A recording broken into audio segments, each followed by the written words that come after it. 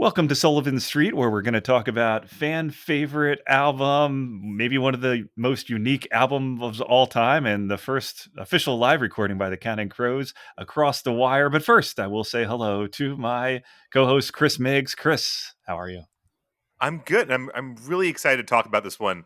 I have a theory about this record, which is that this is the sort of the demarcator between liking Counting Crows and loving Counting Crows. If you've got a friend and they say, I like Counting Crows, and you're like, maybe I can get them deeper into this. I really feel like you can put this, and in particular one song, which I'll talk about later, but you put this record on and you figure out, okay, do they love Counting Crows, or are they going to be one of those people that you're like, oh yeah, you went to see them in concert again. You're like, yeah, it's fine. Anyway, I That, think that's, this is that's, the dividing line.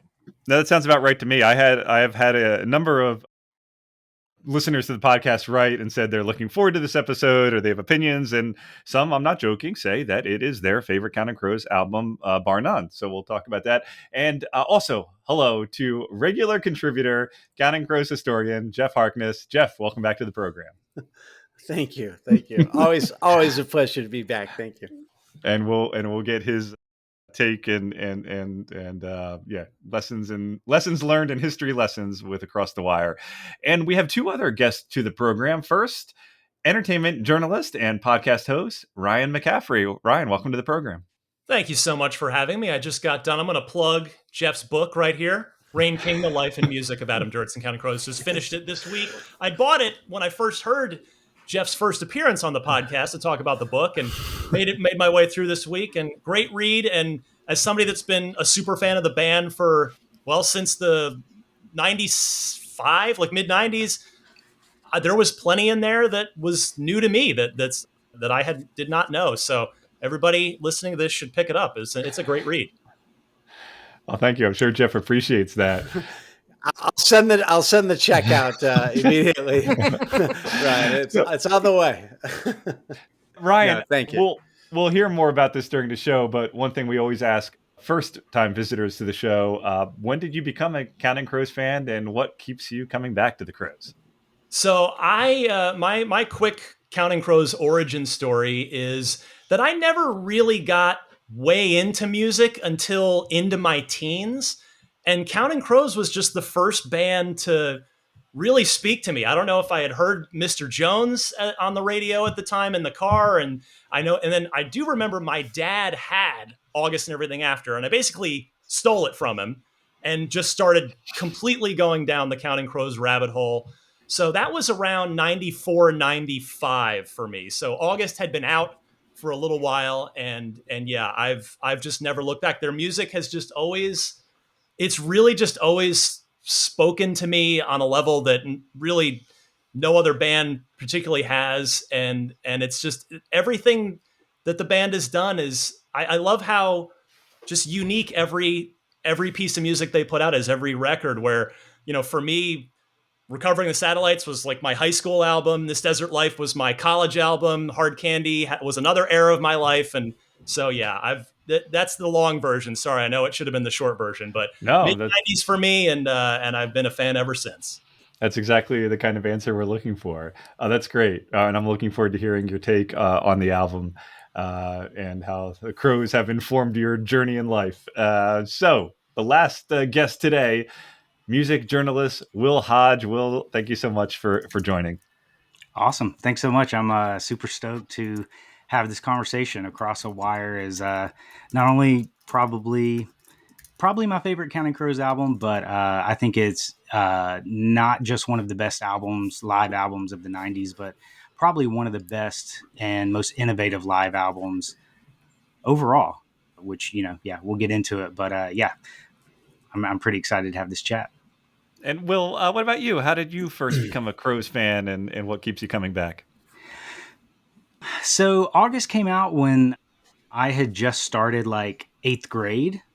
And while I was mostly listening to like alternative and hip hop and punk music, there was this like subset of more like literary, sort of acoustic heavy alt rock bands that I really liked, like Indigo Girls, 10,000 Maniacs, even like Crash Test Dummies. where bands that I really liked their music and their lyrics were really poetic and nuanced and had a lot of emotional substance. And so August, as soon as I heard it, it definitely fell into that camp for me, except that they could do all that and they could also really rock, with songs like Rain King and Murder of One, later with Angels of the Silences, which is probably my own personal favorite of their catalog. Yeah, I really loved it. And so I hope it doesn't get me kicked off the podcast too early, but I am one of the folks who absolutely loved August. Recovering the Satellites was a huge record for me when it came out. Whenever Across a Wire came out, I really thought it was going to cement Counting Crows as this creatively unparalleled live band in the alt rock scene. But then, unfortunately, like when Hanging Around came out in like '99, I had sort of like a personal disconnection with the band that I haven't really been able to kind of kick back into. So I'm one of the fans. I don't know if there's a special name for it within the community, but I'm like deeply soul level entrenched with those first three releases, August, Satellite, and Across a Wire. But I haven't really been able to get super deep into anything else that they've released since then. And that's I all right. still spin those three records like crazy, though. That's the thing is those records don't stay in the 90s for me. They're still very much a present part of being very enjoyable to me. So that's fine. I'm sure we'll convince you otherwise as you keep listening to the podcast. Exactly. And even if those are your first three albums, maybe we'll give you get you a chance to give the other ones an additional spin. But I'm glad to hear that. I should mention the person's name maybe next time. But I actually had someone write the podcast recently. I don't think she mentioned any particular albums, but she said that the podcast has motivated her to give all of her Crows albums a try again, and she's gotten back into them, and next time wants to see them in concert. So that was great to hear. Yeah. Nice. I do think it is something that probably exists more for whatever reason. The Crows, when I think of a conversation like that, I think we all think of Weezer, right? Because they're Blue Album Pinkerton people, and then there's people who respect the whole Weezer catalog. Right. I have a 5-year-old who likes Weezer, so I've listened more to recent Weezer records than I think most have. But yeah, I think the Crows do have, there is something where those first two records still are, kind of the fundamental ones, right? If people are defining Counting Crows, particularly I think outside of the like kind of hardcore fan community, I think a lot of times you're going to get people leaning back still on those two records. Like those are the classics. Those are the platinum sellers. I don't think that's even the band atypical. leans on those, those Yeah. live. The band leans very heavily on August, and really that second album kind of right behind that, I would say.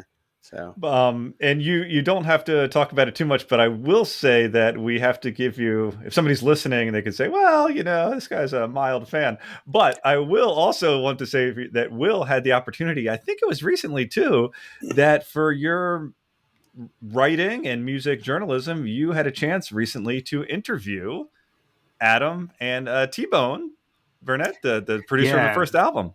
Yeah, last year to celebrate the 30th anniversary of August, one of the outlets I write for is No Depression. They're a roots music journal, and so yeah, I interviewed both Adam and T-Bone, which I think is the first time that they've ever been interviewed together in the same piece. But along with being a 30th retrospective of the album, I also really kind of threaded my own theory through it. And one of the reasons why, like I said, those three albums are kind of more meaningful to me than the rest is that to me in the 90s, the Counting Crows were very much like an alternative music band that pulled in roots music influences. And then I think they sort of shifted a little bit later to being a little bit more of, kind of where they are now, like more rock revivalist, classic rock, like that kind of sort of stuff. And so I was using the opportunity to talk to both Adam and T-Bone to kind of get their opinions on that as well. And I will say, I think that Adam sort of agrees with me. Sometimes people forget, like they were label mates with, Nirvana and Hole, like they were on the exact same label. But yeah, so anyways, if anybody wants to check that piece out, it's in the winter print journal of No Depression that just came out a couple months ago. yeah, it was really an incredible experience to talk with both of them, not only about August, but Counting Crows as an alternative rock band, because I think a lot of retrospective writing that happens about them sort of happens through this filter of what they did with all their later albums. And I think they kind of operated in a little bit of a different space in the 90s. And just out of curiosity, before we move into Across the Wire, when you interview Adam for a piece like that, how long do you get to talk to him for? I think we talked for, it was about an hour and a half. Oh, wow. And some of that was, like, the majority of it was on the record stuff that's very specifically for the interview. And then some of that towards the end is like, specifically with Across the Wire, I have been, if anybody follows me on Twitter, I feel like at least once every 2 or 3 months, I'm like, hey, can we please get this on vinyl? I know they just did, like somebody in the Netherlands just did a bootleg of it recently, but everything I've heard about that version is kind of crappy. It seems like it's just like a CD repress. But yeah, so like 20 minutes of that conversation was Adam kind of telling me some of the interesting stuff that's going on with them now that they found out that, oh, hey, Universal didn't lose all of their masters in the fire like they thought they did. So I don't think I'm speaking out of school, but I think we can, count on there being some really incredible reissues coming out, because I think it's an absolute shame that this absolutely brilliant and beautiful live album has never had a vinyl pressing. Or at least it's probably not a coincidence. Oh, sorry, Will. No, I was saying at least a proper official, because some people are like, oh, I've seen bootlegs, but yeah, they're just CD represses. So it's probably not a coincidence that what you're suggesting, which would make me super happy, that the Adam was just posting on Instagram this week as we're recording this, that he was sitting down for interviews with the HBO documentary that I think Bill Simmons and The Ringer are executive producing. So maybe we'll get some nice big promotional push, kind of all tied to something that we all really want to hear. And I got to ask you real quick, Will. I'm sure this audience probably doesn't know me, and that's totally fine. But by day, I'm an enthusiast journalist at IGN, so I deal a ton with video game developers. So I'm curious, with you, Will, when you're sitting down with Adam and you've just told us how August and Recovering Satellites mean the world to you, do you ask him to sign a copy of the album at the end, or out of like professionalism, do you resist that temptation? Yeah, well, I tell you, me individually, I totally understand autographs. I'm not a super big autograph person, but I will say from a fan perspective, anytime I'm interviewing, I've noticed that there's a lot of artists that kind of operate an interview differently whenever they feel like if they're dealing with a fan or not. So always kind of up top, like, let them kind of know how I'm coming in. But then I really do try to let them intuit the level of fandom by the quality and type of questions that I'm asking them. And I think especially with an artist like Adam, I think that sort of helps them not be so guarded and kind of help with their questions. But yeah, I definitely, once we got through the like main chunk of the interview, the questions that I really needed him to answer, I definitely geeked out a little bit towards the end about some of my favorite parts of their catalog. And he was very not only gracious with his time, but gracious with like, oh, thanks, because he knows it's my first time talking to him, but for him, he's like, okay, get in line to be the 1 millionth person that told me that August meant something to them. Right. So yeah, he was very gracious with all that. That's great. Cool. No, that's fantastic. Thanks everyone for that intro. So we'll go into official. I know people call it Across a Wire, or some people call it Across the Wire or something. But yes, Across a Wire, live in New York City is the official title. And as everyone listening to the podcast knows, the first disc recorded on VH1 Storytellers, that was part of that. Well, Geoff will talk a little bit about that. And the second disc from the MTV show Live from the 10 Spot. And I somewhat remember, this just personally, because again, this was I guess there was programmable VHS machines, but I didn't have mine programming. And I kind of remember coming late home from work when I was living in New York City and catching the last like 20 minutes. I think I had to work till 10 that night or something ridiculous. And I think I caught the last 20 minutes of Live from the 10th Spot. The album went gold after a few months, but interestingly enough, we were talking about Platinum Records. It's the last Crows album to go platinum. And what I mean by that, of course, I think Desert Life went platinum after that, but the certification for Desert Life was before. So Across the Wire was certified platinum in 2005. Without any further ado, Geoff, what do you want to say about the creation of this fascinating live disc, double disc? All right, thank you. Well, there's not a ton of backstory to add here. I mean, people who know the album kind of know what it's about. But one thing is, this came out in July of 1998, and we don't have this Desert Life until November of 1999. So there's almost a year and a half that passes between the release of this and the next studio album. In some ways, it's really is the end of an era, and we have the first show, or the first disc, which was recorded in August 1997 at Chelsea Studios in New York City. That is then used for the VH1 Storytellers show. They're on tour with the Wallflowers at that time, by the way. So this is in the midst of that tour with the Wallflowers, which was a big tour. This is in the middle of that tour. They stopped and went and did this show, and then went back to the Wallflowers tour. So then we have a few months later in early November 1997, the show at the Hammerstein Ballroom used for the MTV. That's the Electric Show. At the end of that disc, and I know we probably all did listen to it in the last week or so, but at the end of that disc, of course, Adam's like, this is the end of the tour, and this is a great place to end the tour, and thanks a lot. But actually, 3 weeks later, they're back in Europe doing a month of dates. And in fact, you guys were talking about that Amsterdam 10-meter session show on your last podcast. And that show was done after the Hammerstein Ballroom end of the tour show. So that was like the end of the tour of the US, but then they did end up going back to Europe and doing another round of dates. And so it's an interesting time period because they had been on the road so long for this Desert Life. I'm sorry, for Recovering the Satellites. And here we are. The Hammerstein show is really kind of at the end of that tour. And you have a band that's very, tight from all the playing, but also pretty tired from, being on the road and hammering it out for so long.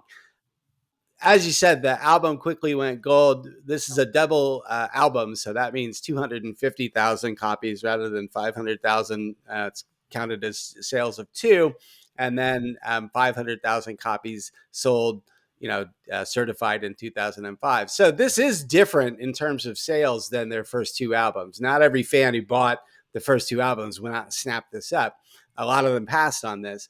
And also the critical reviews were pretty lukewarm. Rolling Stone in particular really hit it hard and gave it a very lukewarm review and said that the band, there was this sort of sense that how dare you have the audacity to release an album, a live album, after having only two studio releases. You're supposed to, the rule is that you have to wait till, the fourth disc or whatever. I'm not sure what the rule was in 1997, 8.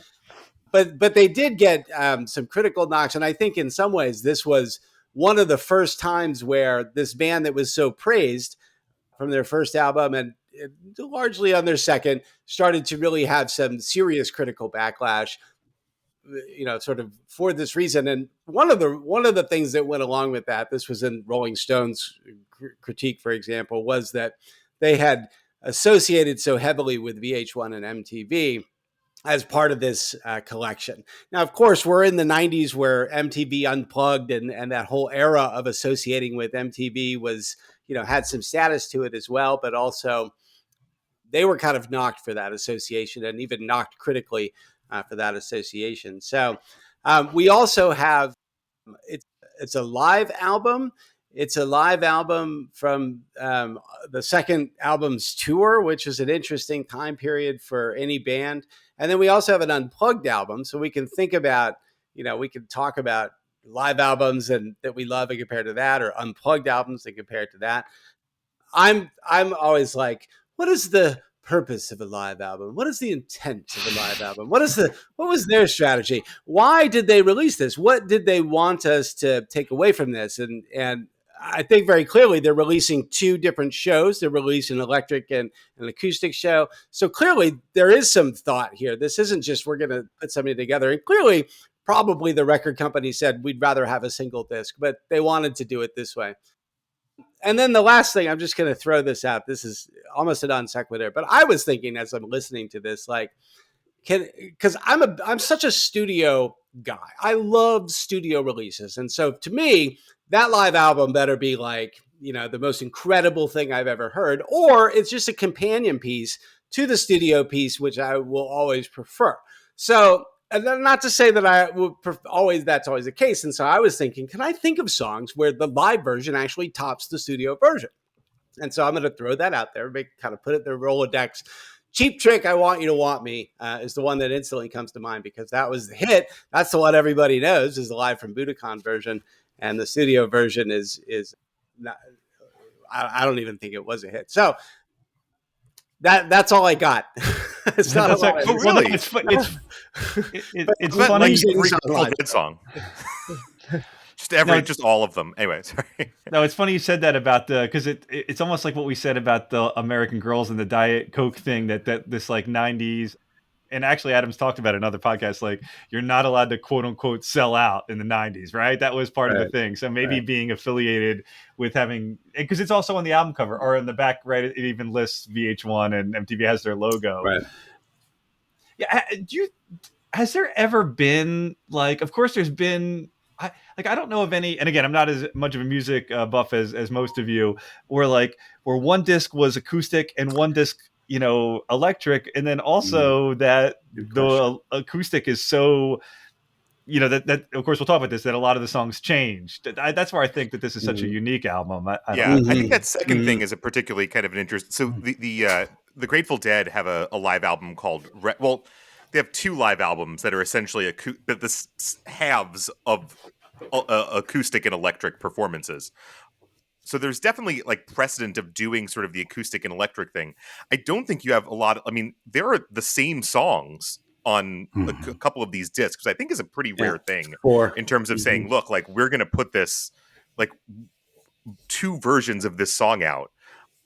Because because I do think, to Jeff's point, I think there's a point here, right? Which is that these are interesting and different. And every time you hear us, it's going to be a little bit different. And you shouldn't expect the record to sound like the live show and see how all the different things we can do. It's kind of a show off thing in a certain way, right? To like, hey, like look at what we can do with these songs. Mm-hmm.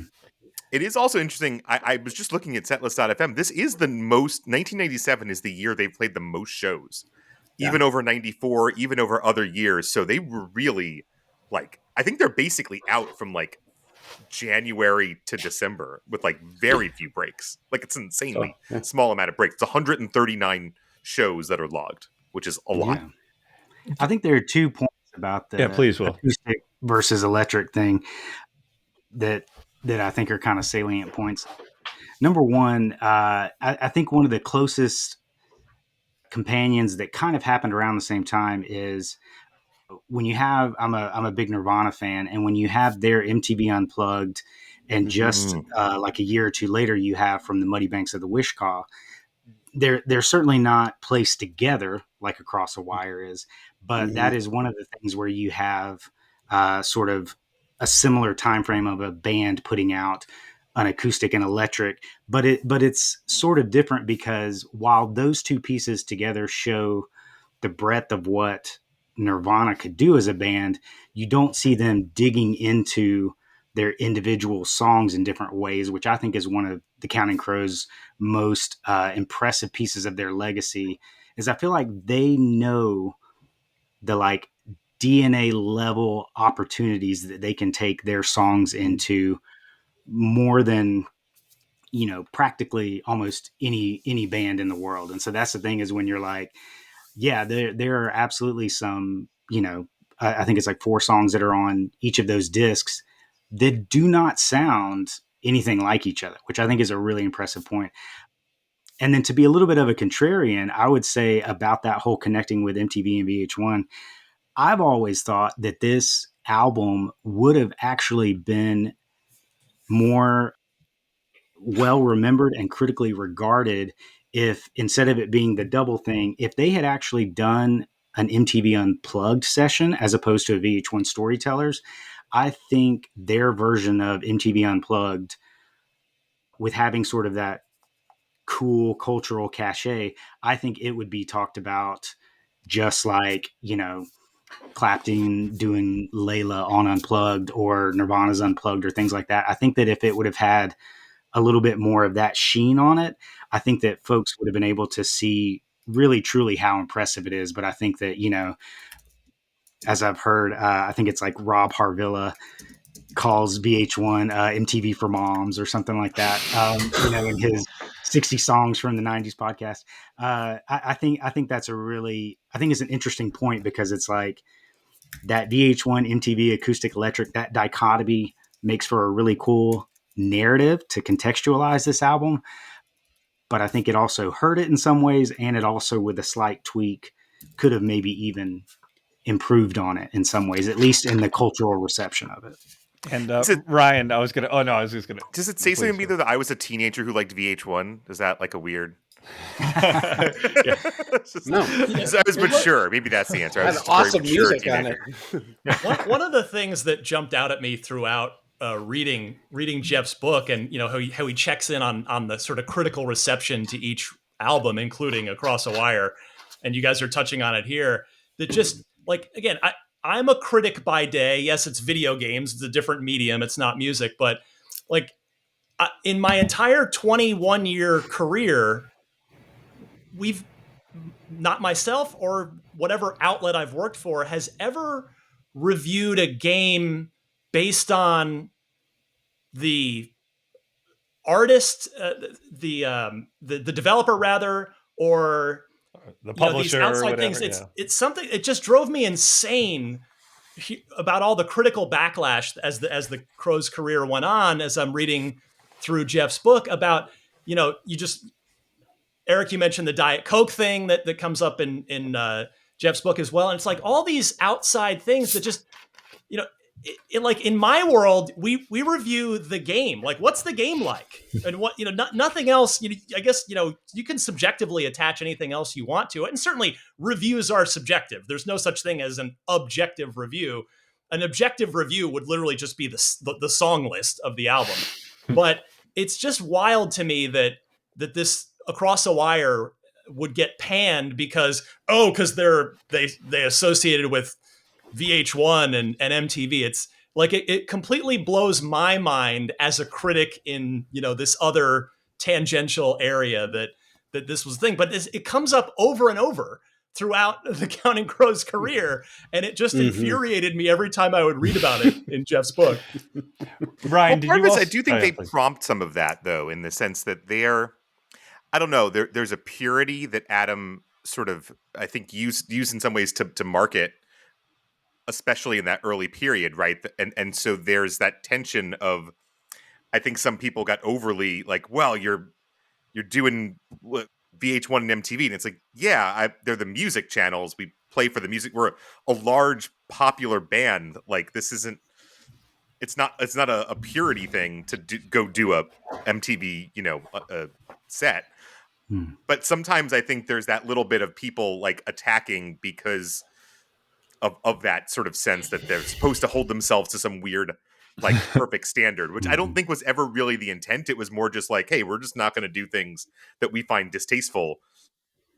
Putting a concert on live television wasn't something that they found distasteful, So it's like, right. Yeah, I mean, I guess video games aren't music; they're not a one-to-one thing. But just again, as somebody that has reviewed a million products over the years, granted, again, they are video games, not albums. But it just really stuck in my craw. It just sat with me the wrong way. Of all these, like, what does it matter? Like, review the music, review the songs being presented to you, not the sort of the venue or format through which that they were Ryan, held. I don't know. did you have any other like Ryan, when you picked up the album for the first time or whatever, did you have any other, just before we get into the actual track listing, any general impressions of the uniqueness or the albums in general? So the timeline is fuzzy for me because I did fall down the bootleg rabbit hole at some point after I'd gotten way into Counting Crows. My first bootleg that I'd found in some record store, and they're sometimes they'd have bootlegs for like $35 or something, like way more money than the regular album, was Hottest Ticket in Boston, which I think was from the '94 tour. But like, because in fact, well, yeah, so I must have heard that before Across a Wire, because that had Children in Bloom on it. That had some stuff that would, I would later hear the studio versions of on Recovering the Satellites. And so, that I sort of had gotten a little bit accustomed to how Adam and Counting Crows would handle live performances. And, I guess I was too naive then, because like I was saying, Counting Crows was the first band that really that I got super into. And really that was when I really got into music in general. And so I didn't really realize at the time that most other artists don't have alts for their big songs, right? They don't change up the lyrics every single night. And so it was kind of the norm to me at the time. But even still, I think at that point, when Across the Wire came out, I don't think I'd heard any of this stuff acoustically at that point, to the best of my knowledge. Because Geoff was saying how these two shows from this release were on that '97 tour, and I just mentioned in my little intro that the '97 tour was my first Counting Crows show, and I don't recall. I'd have to go back, I guess, and either check with one of your better memories than mine, or check an actual set list. But I don't think they were doing acoustic sets during that Counting Crows Wallflowers '97 tour. So if I'm remembering that correctly, then Across the Wire was. Yeah, I know one of the interesting things they did that actually kind of impresses me about Adam's intentionality with this is that they were, if you look at a bunch of the set lists and listen to some things, they were trialing these songs in this little mini acoustic set during those lead up to the shows. Because Adam was telling me that they had actually been approached to do some like unplugged type shows and things like that earlier. And he was really wanting to make sure that if they were going to do it, that not only did they have something that they had really was themselves and that they had crafted the way they wanted to and all that, but because of some of the band changes and stuff like that, he was really wanting the band to be at a specific place before they did anything with their live show, as far as like capturing it or making a television show, recording anything like that. And so that's one of the things that I think is really interesting about them putting out a live album as well, is that with August being their, biggest record and the one that most people know, one of the things that he was talking about is like, their most popular song on the radio, Mr. Jones, that had Jim, that was the drummer in the band at the time. I don't think I'm telling tales out of school. He didn't like that song. And so he didn't record on the album. T-Bone had to call in another drummer specifically to record Mr. Jones. And that intro guitar that everybody kind of knows so well, that's actually T-Bone playing that guitar in the intro, not even Dave. So like Mr. Jones, the song that most people know them by, had a different version even of the band that was at the time. And then when you have them recording this album, you have, Ben Mize on drums now. So there's all these different sort of conglomerations from where they started to where they were at that point. And they were a really well, like fine-tuned band in '97 that was different than the band that had put out those specific recordings on August. So I think that there were not only a lot of valid, legit reasons for them to put out a live album, but I also think, the old saying, the proof is in the pudding. So many of those reviews were like, should they put out a live album, instead of being like, oh man, they did it and here's the results, which I think, again, I think they really did an absolutely impressive live album, especially with them only having 2 studio albums under their belt.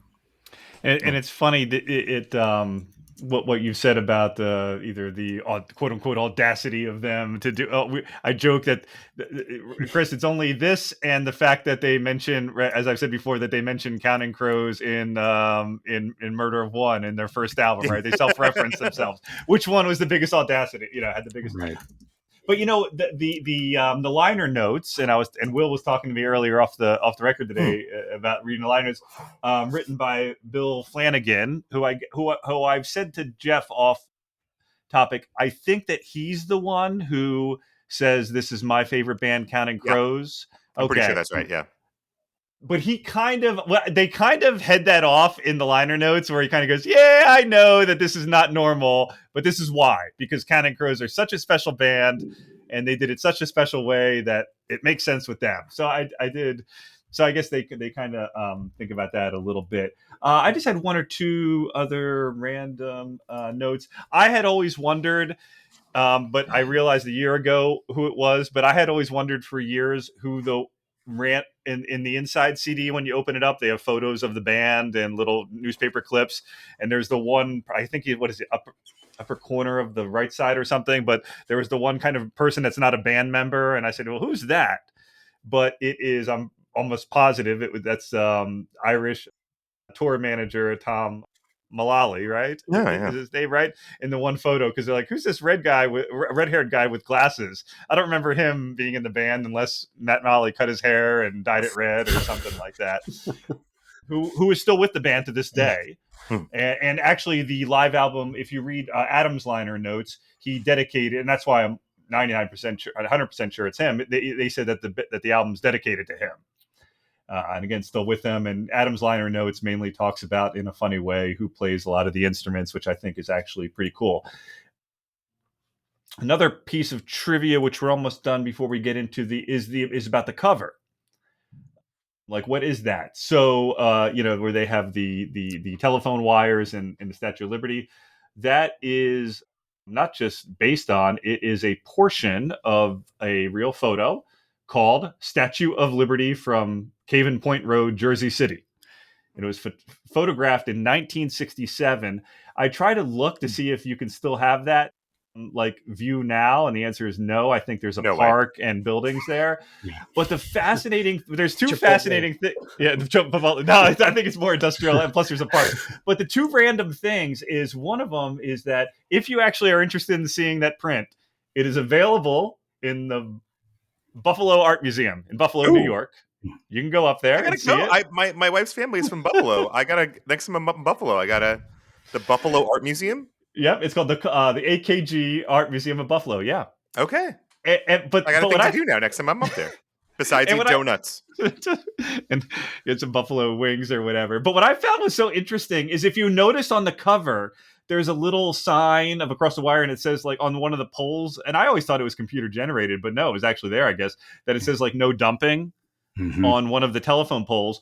Well, what's interesting is the way they crop the photo, you don't see that, of course, there's all this dump and mess on the ground in the actual real photo.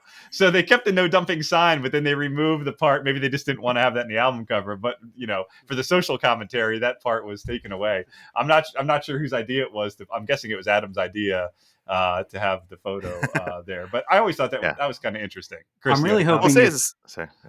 I was going to say, once we get a proper vinyl pressing of this, I'm really hoping that they may actually go all out and use the bigger picture and blow it up, since vinyl is as a bigger medium anyways. I think that would be a nice little touch to be like, hey, I know some of y'all have been waiting for this for 20 years now, but I think it would look really cool on the vinyl version to do the entire picture, because it's a really cool. I think it's like the library. The library at Yale is the one that houses all the negatives for that photographer, and they posted it out on their Twitter a couple months ago. And it was just like, all these academics were like, oh yeah, this is a beautiful picture, and you're just like, this is a killer album cover. So and two things that kind of always correct me. Well, one is that I asked Geoff, what does Adam say at the end of the Across the Wire the acoustic set list. and we couldn't figure it out exactly. We think it's something like, "Oh, that's about it for tonight," or something, right, Geoff? We tried to listen to it a couple times. Something along those lines, yeah. Yeah, but if anybody knows for sure, word for word, or some AI can figure it out, let us know. But the one thing that always cracks me up when I listen to this, because I don't know, it was very 90s, and again, I don't think it really shows Adam personality, and maybe he was concentrating. But when they say like, "Here's my favorite band, Counting Crows," and then Adam kind of gives this emo like, "Hey." Like almost kind of distant. It just makes me laugh every time, and I just picture him with his hair covering his eyes. Hey, here we go. I'm curious, Geoff, are there any ask- sense? Sorry. Oh, I wanted to ask the potential experts in the room here. Were there songs cut out from the storyteller's performance that didn't make it to the actual recording that's in our lives now? My VHS that I recorded when they first aired it ends with A Long December, and that's kind of surprising to me that they didn't put that one on the actual album version. But I have heard that there were other songs they recorded, and also I think there were some of the songs that didn't get intros on the broadcast. You can find those on YouTube as well, like snippets of the intros, the spoken word intros, because that's really a shame that those weren't included on the album either. Yeah, there are some extended cuts of that are around. And they also, obviously, Across a Wire, the second disc cuts at least a few songs. It's hard to find for some reason I cannot find a full set list of that show, but definitely there's a few things that are clipped for time from that as well.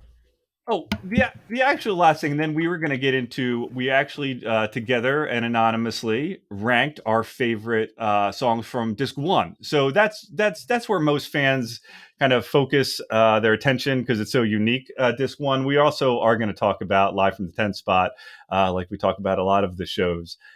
But the other, I guess, the last thing I want to say is that, of course, the title of the album, Across a Wire, is from, sometimes I forget because like wire actually comes up a lot in a lot of Counting Crows songs, but that one's from Omaha. Start turning the wool across the wire. I'm guessing, well, that's Across the Wire, but I didn't see Across a Wire anywhere, right? So that's the closest. Walking across a wire in a circus. What's that? I walked across a wire in a circus, right? And also the album cover, to go back to that again, showing telephone poles, old school, talking about that being a wire. There's layers on layers. That's Adam. Did you? But Geoff, so this ask you, when I was thinking about the Omaha lyric and how many times have I heard this song, I was trying to, I could not figure out. I know this should have been in the August review about that start turning the wool across the wire. I couldn't get what's the can anybody there? What's the reference there? I could never figure that one out. I believe that's how part of the separating process for when you pick the raw materials and then pull it out into the material. I think that's part of the that's what production process. Was thinking. Okay. Yeah. All right. There we go. All right. So here we go for the VH1 Storytellers.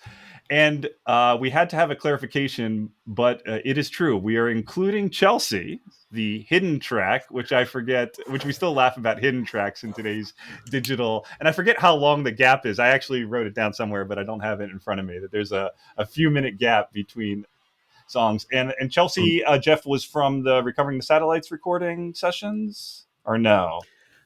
Well, I was going to ask others if you have any idea, because if you listen to like there are versions where he's speaking at the outset of that, where Adam is, and is this from the studio? Or I mean, I don't have all the information, but I always assumed that somehow this was part of the live set that they had done. But the just horns sounds like a studio recording to my ears. Yeah, I always thought of it that way.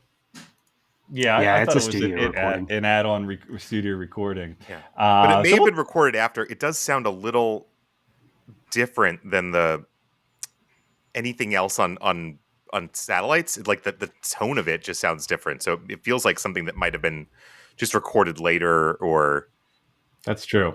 Mm-hmm. I also do like that it's not just so. A lot of times with hidden tracks in the 90s, right? It's just sort of quiet. the gap is filled by sort of clicks and pops that kind of sound like your record. Oh, the If you've record, got a yeah. piece of Right. vinyl, interestingly, right, because that it's definitely pressed on vinyl, it sounds like your vinyl has run to the end, and there's the kind of clicks and pops you would get telling you you've got to flip your record over. Oh, that's true. No, good point. They can By the go way, really meta and keep that in for the vinyl pressing, right? Yeah, that would drive So- some vinyl nerds very, like, just drive them insane. What is this? All right, so here we go with the VH1 Storytellers official. This cannot be changed ever. God blessed us with the official rankings of the top 10 songs.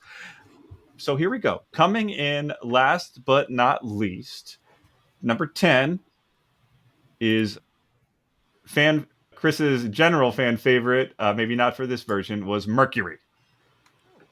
With all of us having it in the last few, except for contrarian Geoff Harkness, Always. who put it in his top 5. So let's start with Geoff and why you think that this version of Mercury is one of your top 5 songs from this album.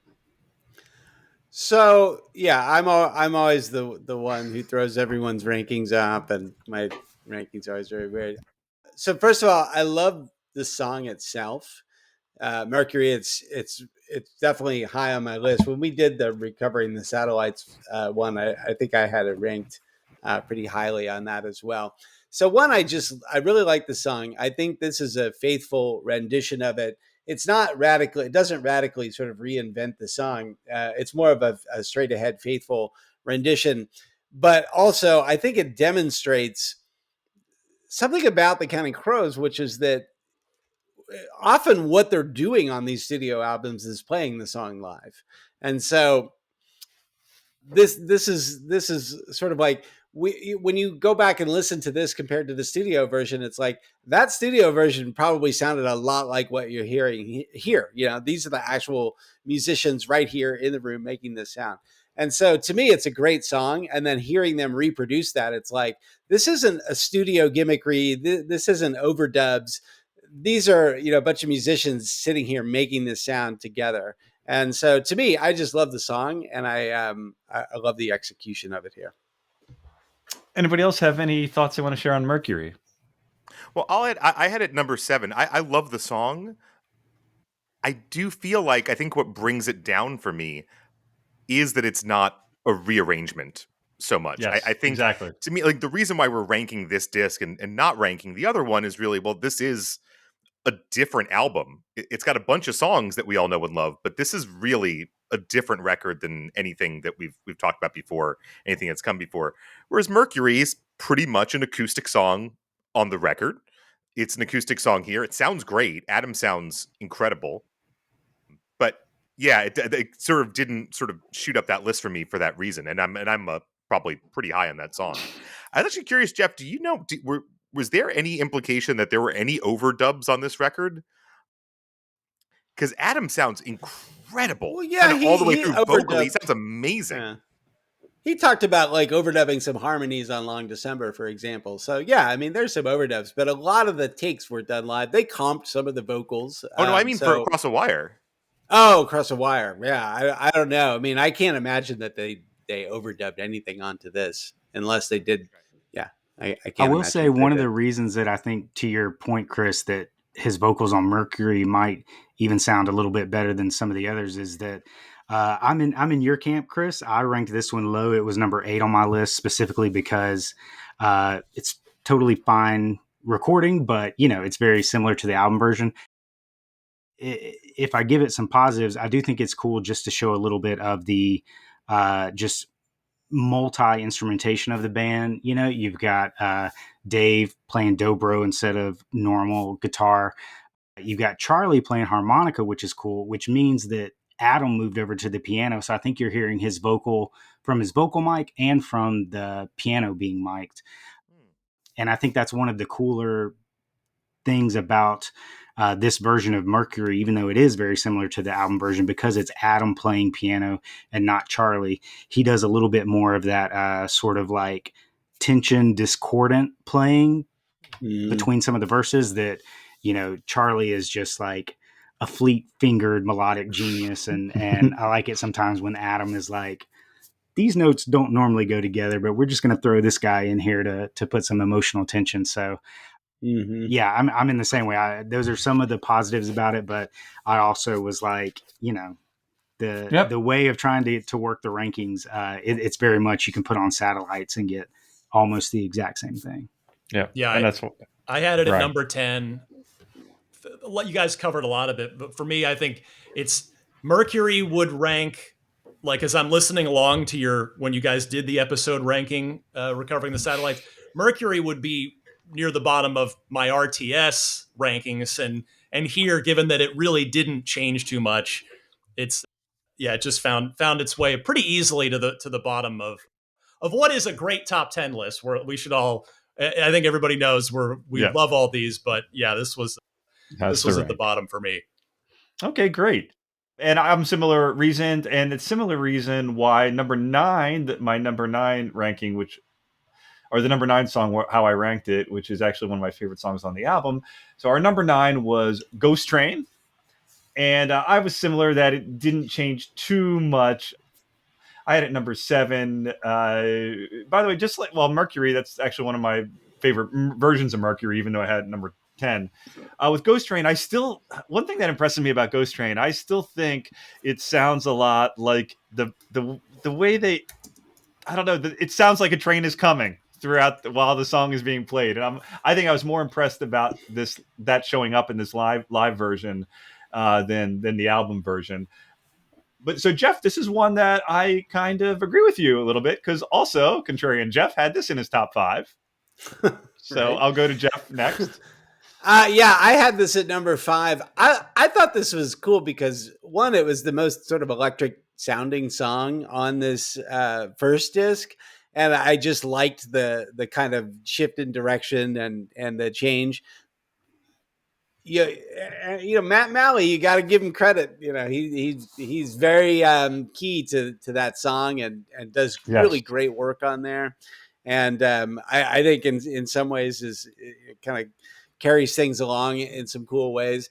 I liked it. I thought it was a good version. And also, one of the interesting things I think about this album is that you're really hearing in some ways, the early kind of pre-Immergluck version of the band. And so they don't have the array of instruments.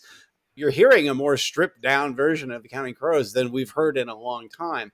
And so to hear a song like, Ghost Train in a more stripped down version with a smaller band, with fewer instruments, I think it brings out in some ways the emotional impact of a song like that. And I thought it just, in this set, suddenly we had this band with the electric instruments playing this song. I thought it really, in some ways, stood out from the other numbers. And so when I was listening again, it ranked maybe a little higher than I thought it would, but I liked it a lot. Good. Anybody else? Any comments at all on Ghost Train? I'll just say, at the risk of making my second comment that might get me kicked off of the podcast, Ghost Train has always been the only song on August that is even occasionally like a skippable song for me. It's always felt like a song that doesn't exactly know what it wants to be. It feels like the chorus is kind of disjointed from the verses. I will say, for this version, to what Geoff was saying, I definitely like that throughout the arc of the show, not only kind of starting with just, the two of them, like the old coffee house days, and kind of, building the band in individually. At this point, they were also kind of doing this arc within the guitar players. You've got, Dave coming out playing acoustic by himself. Then when Dan comes out, they're both playing acoustic, and then Dan shifts to electric while Dave is still playing acoustic. And this one, they're finally both playing electric guitar. So there is kind of like this nice sort of expanse that happens within the two guitar players. But all that being said, yeah, I put it at 9 on my list as well, because I think the band plays it excellent, and Dan's electric and Charlie's organ are both really tasty, but I feel like they're playing great parts in a bad song, for me, or at least bad within the Counting Crows level of extreme quality. Yeah. I had it at Mhm. 10. I had dead last in that regard. It's interesting because right before this one, Adam says we're playing some of these electric songs because we play them so differently from the record. And I was like, it's kind of like, have I listened to too many bootlegs? I really can't hear the huge difference of Ghost Train from the record to Mhm. this. This sounds a lot like the record to me. Or again, maybe it's just my brain doesn't pick up on as much because I've listened to God knows how many 1994 or 1997 tapes over the years. Which actually I think part of the interesting thing for me was, I haven't listened to this in a long time. I've certainly listened to performances that are similar, and so it's interesting sometimes to go back to that in this sort of full context and what this like whole record is like. That was kind of an interesting. It'd been a bit, I realized, since I just sort of dropped this on. But yeah, a good song, but yeah, number 10 here for me. I had this at 7, and I wrote in my notes, and I fully admit this. I'm looking at this through the 2024 lens now rather than the 1998 lens, and part of that is this kind of gets a rarity bump from me because we don't hear this song anymore. They never play it, and so I did enjoy hearing it as I kind of revisited this, and I've learned about myself with, I guess, pretty much all music. I really like songs that feel like they build momentum as they go, and this is one of those songs. So I give it a little bit of a nudge up to 7, but yeah, certainly can't disagree with anything you guys said about this one.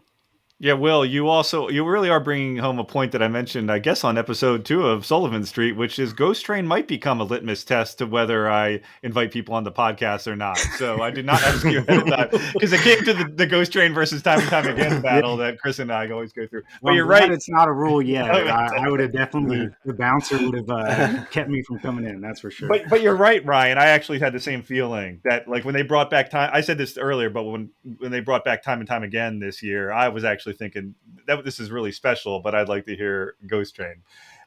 Okay, moving to number 8, which, okay, 2 of us, which would be Ryan and myself, had this. Actually, most of us had it a little low, except for our friend Geoff Harkness. Right. Had it quite high.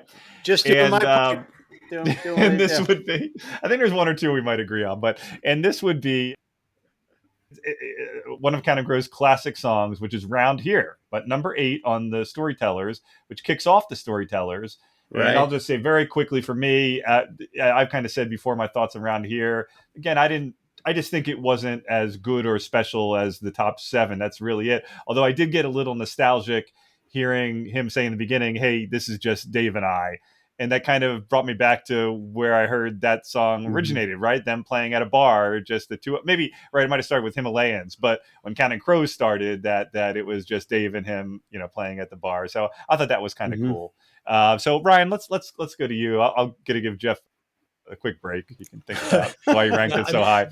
So I mean, this can never not be a great song. We all certainly agree on that. But for me, it's just that, aside from, I totally agree, the novelty of like, oh yeah, it's like the nod to the beginnings of Counting Crows as a band, but there are 50 way better versions of this song that we've all heard. And so it's probably the only time that I'd ever have Round Here at near the bottom of any ranking of any, list of Counting Crows songs. But yeah, I had this at number 9. Yeah. There's a better one on this record. Right. That's true. Yeah. Well, I'll go to you for this one. I was just going to say my thoughts on this one are I'm kind of the same way. Part of me, I like that this is now, even at that point in the fandom when it was still, somewhat difficult to really get your hands on a lot of bootlegs and things like that. This is really cool to have a third distinct version of this. You had the original one from August, then the Himalayans, a version, that technically that should be called the original version, but you had that one kind of making the rounds after August came out.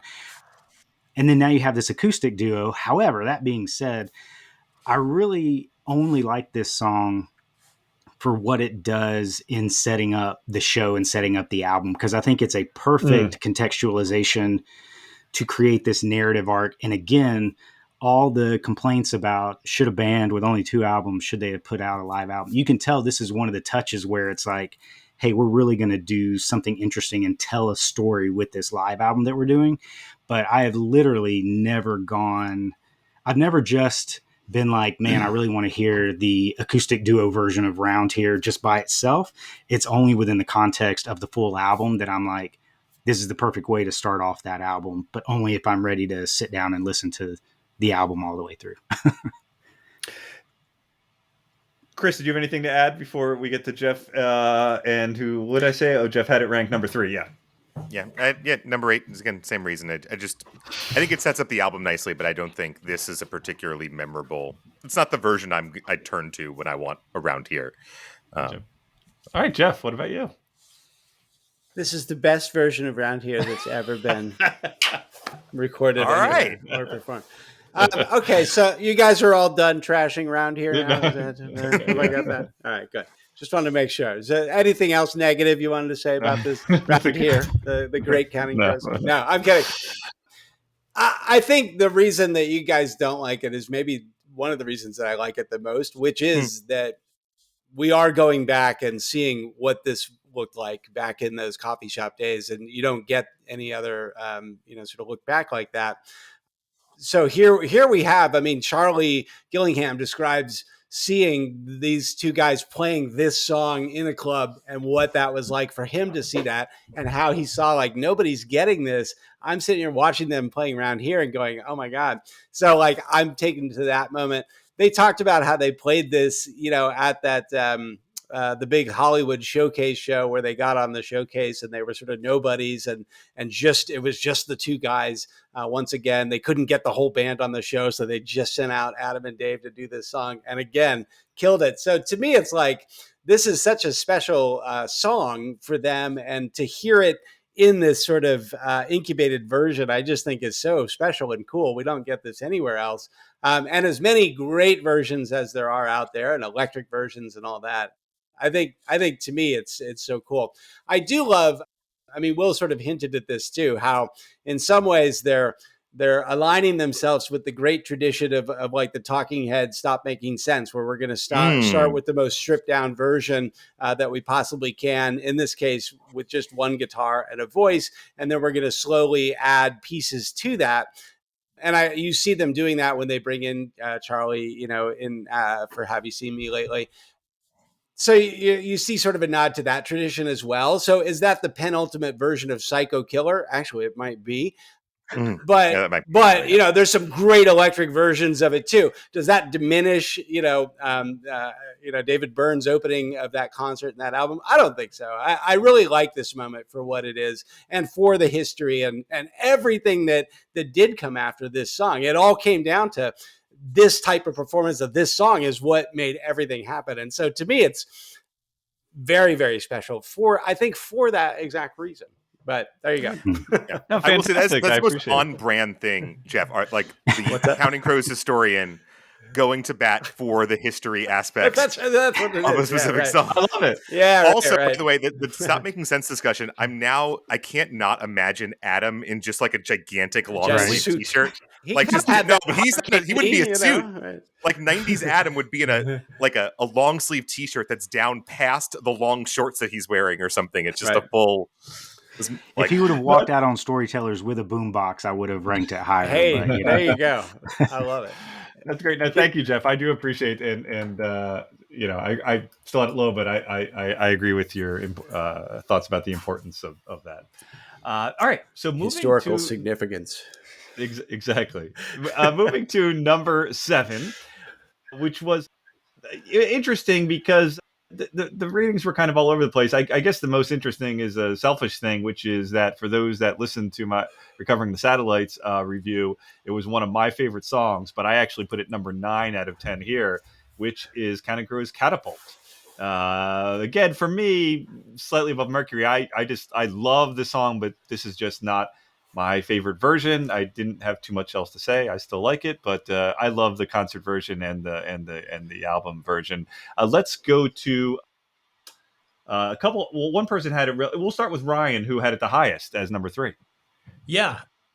I also adore the electric version of this. This is the first thing you hear off of Recovering the Satellites. And it's now granted, okay, we'd heard Angel of the Silences as a single. So that wasn't sort of technically the first thing, but when the record opens, it's Catapult, and I love that song. And, I did, when you guys were kind enough to invite me, I did a first, just off the top of my head, how do I remember these rankings? And then I went back and listened to the whole disc a couple times. And I initially, that off the top of my head ranking, I had this lower. But after I listened through to it again a couple times, I ended up having it at number 3. And for me, I just think it's a stellar arrangement of the song. Now, I would still prefer the electric version, but I just think acoustically, this song is still really powerful. And I loved it. So I had this up in my top 3. Yeah.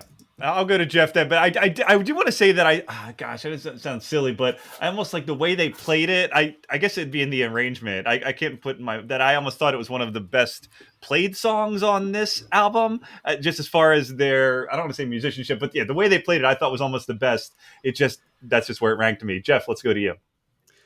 Well, I'm always a vocal performance guy, so anytime a singer is just throwing down, I'm in. And to me, this song is always going to be one of Adam's great vocal performances. And I think on this particular album, it's amazing. If you sit and just listen to his performance, like what he's doing vocally on this song, it is insanely great. And so for me, we sort of have made this point. We always make this point. You have 10 incredible songs here. So, putting one at number 10 and one at number 3, I mean, it's sort of silly, but this maybe should have ranked higher on my list. But the one thing that stood out to me is I just thought Adam's vocal performance on this version of Catapult was like 10 out of 10. It was so good. Right, Will. Yeah, I put this one at 5, actually.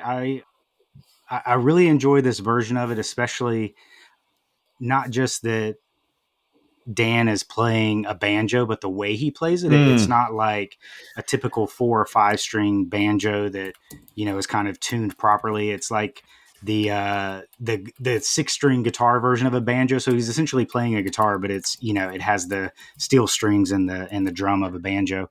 But the way that he plays it really kind of adds this plunky tension that Adam is singing on top of. I think that Adam really plays well against the instrumentation. Like his performance is informed by how Dan is playing the banjo. But the other thing that I really like about it is the old VHS boot that I have.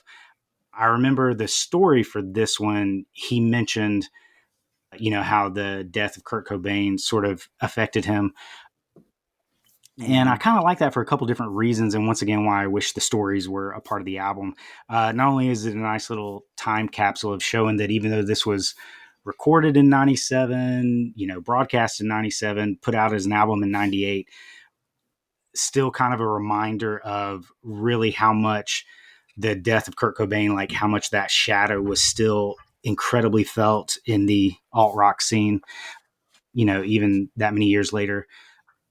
But also kind of a reminder of, again, bringing up the point about them being label mates with Nirvana and the place that for that period that Counting Crows kind of inhabited in the alt rock scene. I think it was really cool because around this time, Adam was always getting pinned for quote unquote complaining about being a rock star. But I really think it was more about the human effect that being a rock star can have on you. I never really got ever from any interview of Adam's or anything like that he was like, actually being a musician sucks, or anything like that, which is what kind of people were always trying to peg him. And so I think this song and his story introing it was a really nice way of kind of reframing what was actually happening at that point, as opposed to the critical narrative of what was happening at that point of like, oh, here's this guy that, has,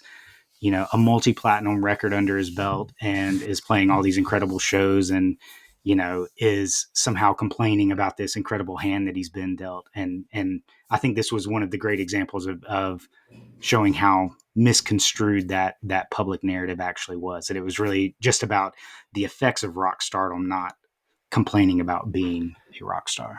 Yeah, thank you. Well said. Chris, final thoughts on Catapult? Not a lot to add other than I should note that this was my number 6, but my number 3 through 6 were very, very close. I think this is one of the songs. There's like a group of songs where the rearrangements are really, really special. There's a couple songs I have that I think are really a cut above, but this is one that I think is in that group of truly special and interesting versions of these songs relative to the originals. This is one of them. And thanks, Will. I appreciate you mentioning not just about the stardom. We hinted at that in our Recovering the Satellites, but we didn't say it explicitly like that. Not even Geoff, our wordsmith, was able to say about when we were talking about that comment about stardom. And also, I appreciate what you said about the banjo, because you're right. That is great in that.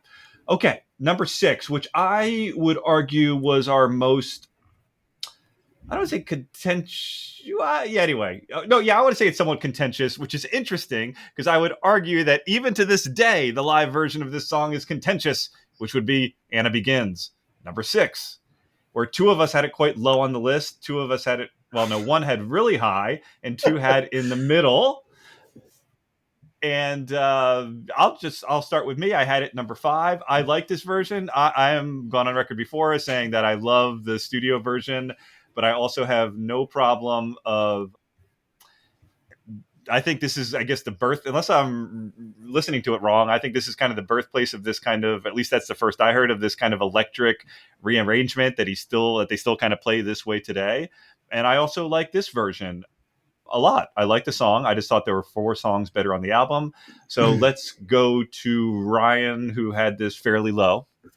Yeah, number 8 for me.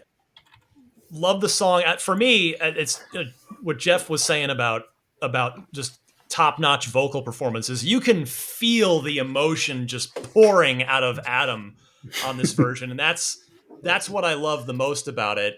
And really, my only other note was, I mean, it's just a shame we don't hear this too much. This song again is kind of collected a lot of dust in more recent years, but I think for me, it just came down to I liked a lot of the unbelievably transformative acoustic rearrangements of a lot of these other songs more is really the only reason I had it at number 8. I don't really have anything to complain about with it. I just liked a lot of other stuff more, but yeah, serious emotion from Adam on this, which I love.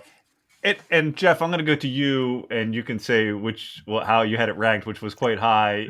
And I know that he had but it's good because I said I think it's great, and I know he did it's not the first electric song on this, right? Because really, Ghost Train first. Yeah, Ghost Train, it's before this one that he says, "Oh, we're playing some of these songs electric because we know." And I don't know. I just found it interesting that he did it before this one. And as I said, fans still kind of, this should be an acoustic song. But anyway, I love it. So, Geoff, talk about your high ranking.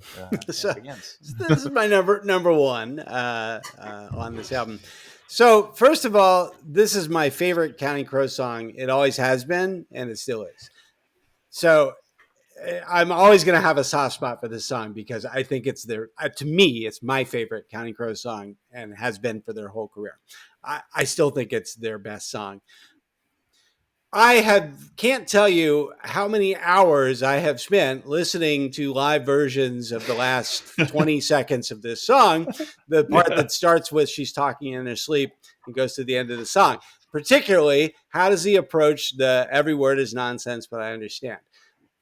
I'd probably have listened to every live version I could get my hands on of that particular part of this song, which I think is the best part of this song. So it's the best part of the best song of their whole career. To me, comes down to this moment in this song, really. And so how does he do it? And he does it in the studio one particular way, and he does it well. But, in the live versions, he either goes for the high note or he doesn't. And here he goes for the high note. And there are versions where he does, where, back when he had his full upper register, back when Adam could hit these high notes like they were nothing. And here, I don't think this is the best version of him hitting those high notes, but it's one of the early ones where you went, oh my God, he just did something with this song, this incredible song, and he took it to a whole new level with his approach to the way that he hit that line. And so here he hits the high note, and it goes to the upper register on that line, which to me is the preferable way that he does it. You'd never hear him do it today. I don't think he can hit the note today. But back then, sometimes he would do it, and sometimes he would go for the low note. But where he goes for the high note, like he does here, I'm always on board. And this is a very good version, maybe not the best, where he goes for those notes. So that little detailed explanation, but I was I've always loved this version. I think this is an outstanding version of their best song. What is the best version of him going for that, Geoff? I'd have to track it down. I don't know. I'd have to track it down and find this is the penultimate. I don't know. I just probably know that. Will, your thoughts on this version of Anna Begins? I ranked it pretty high as well. I put it as number 4 on my list. I agree. This is a really beautiful version of this song, especially in the instrumental performances. I think especially the drums and Dan's electric lines, because again, this is one of the ones towards the end of the set where they're both playing electric guitars.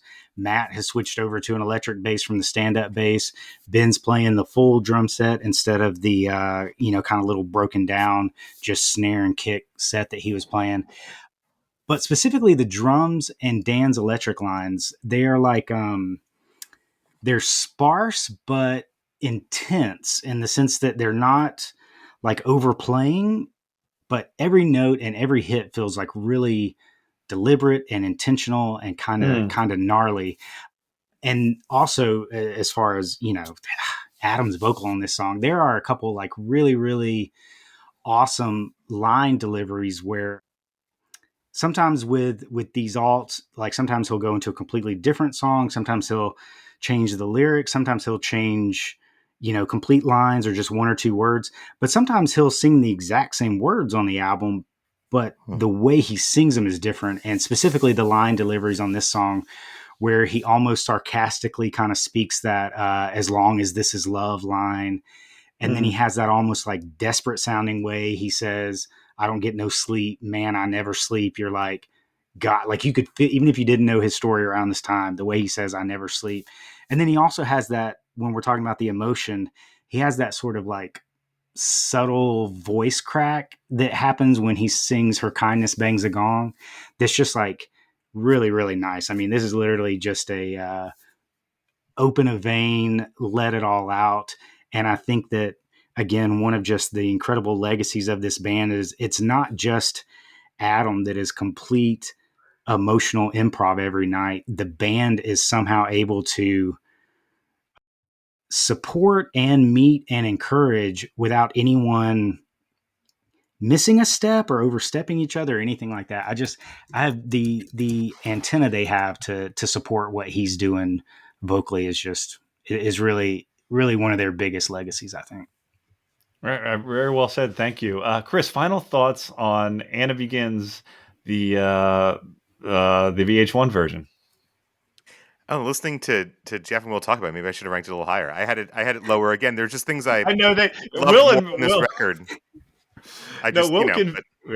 Will was convincing me too while I was going on, and I do think Geoff has a point. You could argue Anna Begins is one of their best songs, if not the best. But okay, all right, great.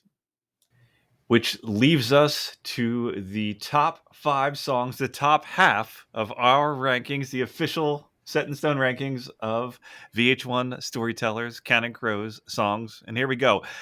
I said Anna Begins was the most contentious, and you could also argue this one. This is a strange one. Now, the most extreme differences. 2 people had this as their lowest ranked song on the album, while 3 of us had it in the top 3. Here we go, which is the studio recording addendum of Chelsea. I have comments, but I will pass on my comments and go to Ryan first, who had this as his favorite song on the album. Yeah, I put in my notes, and I might have even said in email when I was like, is this are we counting this? Because this is my number one. But it's a beautiful studio. Again, sounds to me like a studio recording of a Recovering the Satellites era song, even if we don't know if it was part of the sessions. And the fact that this was a hidden track on this release only kind of made it better for me. And it's just such a beautiful song with the horns in it as well, and the building, the way that it builds with when Adam says maybe things are different and just keeps building it and building it. I talked earlier about how I love momentum building in songs, and I just adore this song. And then it's, by the way, if I hope at some point that you guys on Sullivan Street do a ranking of all the like Counting Crows B-sides, like things they've recorded. We have that. Yep, we have that on our list. That would be awesome, because this would definitely be in there. I mean, like stuff like Baby I'm a Big Star Now, but yeah, I again acknowledging that maybe it's cheating to put this as number one, but yeah, this was tops for me on this album. All right, Geoff, let's go to you, who had it number 10. Which is fine. I mean, it doesn't fit in, so you could say, right. Yeah. So Ryan could say it doesn't fit in. It's my favorite, and Geoff, you could say it doesn't fit in. It's my least favorite. Yeah. Well, what can I say about Chelsea? I know how much everyone or lots of Counting Crows fans like this song. It's never been a song I thought was very good. From the time I heard it, I was like, nah, I never thought. It's always sounded very undeveloped. Anytime I hear a horn in a rock song, I'm always suspicious anyway. It's like a red flag. So to me, I'm like, if we take the horn out, does it improve the song or not? Why is this horn here? Is it improving the song? Is it not improving the song? Is it a gimmick? Like, what's with the horn? I think sometimes, and I even had some like sub note that I wrote about, good rock songs with horns. And I have I'm writing like Clarence Clemens, his stuff was really good. And I'm like making notes about what were the good, the rock songs where like the horn, was so integral to it. And we could probably think of like many, many versions that, like examples of that. But here I was like, the horn is not helping. I was just listening to She Doesn't Exist Anymore. And there's a horn in that song, their cover of that. That's, I think, really complements the song and is really beautiful. And in some ways, like similar to the Chelsea. But yeah, to me, this song always felt a little bit underdeveloped. It belongs in that category of Black and Blue and some of those other kind of mid-tempo songs from Hard Candy that I just thought always were kind of undercooked. But his vocal performance is nice, and it's a nice enough song. But just Chelsea never really did it for me. Will, we'll go to. I had some thought about the horns, but I'll wait until after Chris. Will, you also didn't have this as your highest, but let's hear your thoughts. Yeah, so I absolutely not only had this at number 10. It was the first of the ranking. Like before I even had to look at the track list to see where anything else went in, I was like, "Oh, we're doing Chelsea." Into the line. So I'll start by saying I absolutely love a good 90s hidden track, like Euro Trash Girl by Cracker, incredible song. Your House by Alanis. Lauryn Hill, like her cover of Frankie Valli's Can't Take My Eyes Off You, off Miseducation of Lauryn Hill. This song feels so wildly out of place on this double album, especially on the Cohesive Storytellers disc, because in essence, at the end of disc 1 is in the middle of, the collection, that its existence is almost bothersome to me within that context. The song itself, totally okay. I love the Smoky Jazz Club vibe of that, piano and horn.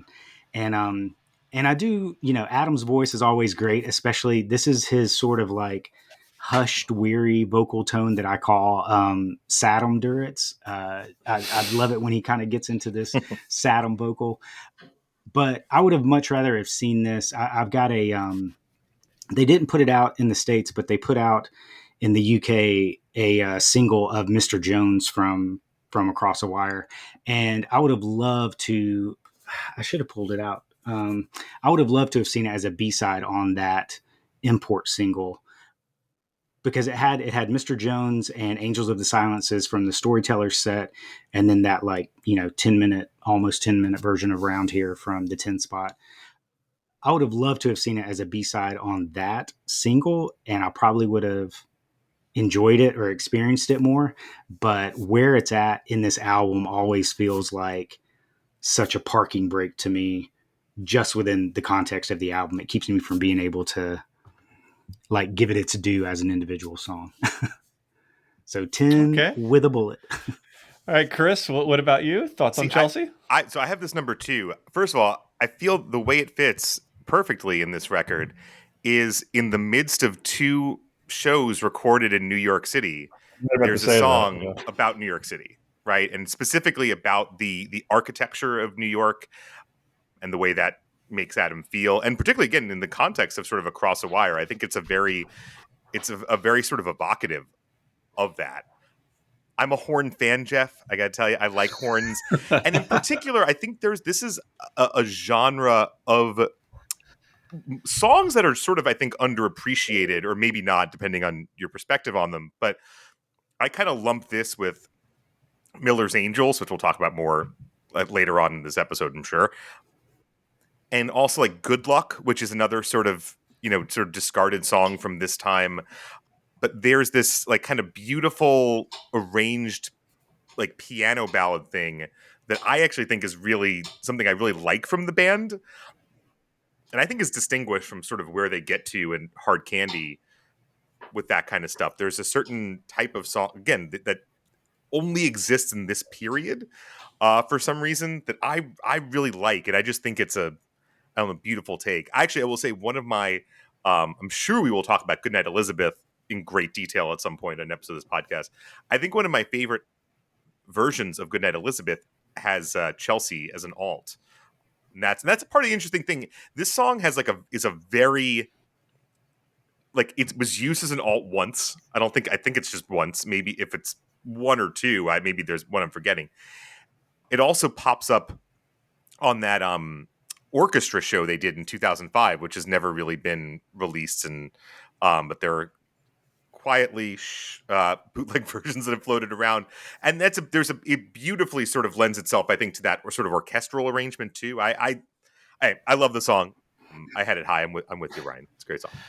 I had it high as well, not as high as the three of you. So I guess we'll have our horn tangent now, which I did not necessarily plan for ahead of time, but thanks to Geoff. I believe, and I had to look up, I had to try to verify while you were talking, but I believe, and Reddit says it, so it must be true. But no, I think that the horn player is Andre Carter, who played, I think, all the horns in the studio versions of the Crows, which would be, and Geoff, the one you were thinking of is Carriage, right? When you were talking about mid-tempo, like Black. So I think he plays the horns in Carriage and Chelsea and the more recent Angels of 14th Street from Butter Miracle.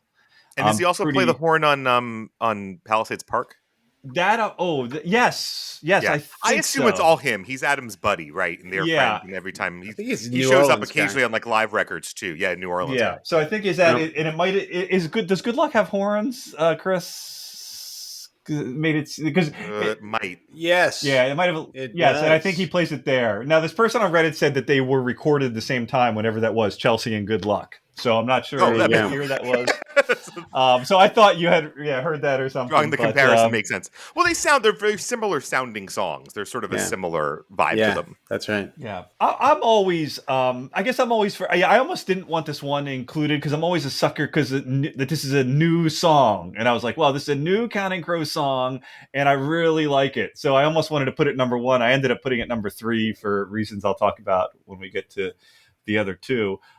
It is though funny, Geoff, and the one thing lyrically, I guess I agree with you. Even though I love this song, I do think it's not fully developed, and maybe why it didn't. Both, I think, maybe the song could have. Oh, one interesting side note about the song though is that, which I was kind of surprised that 4 people get writing credit.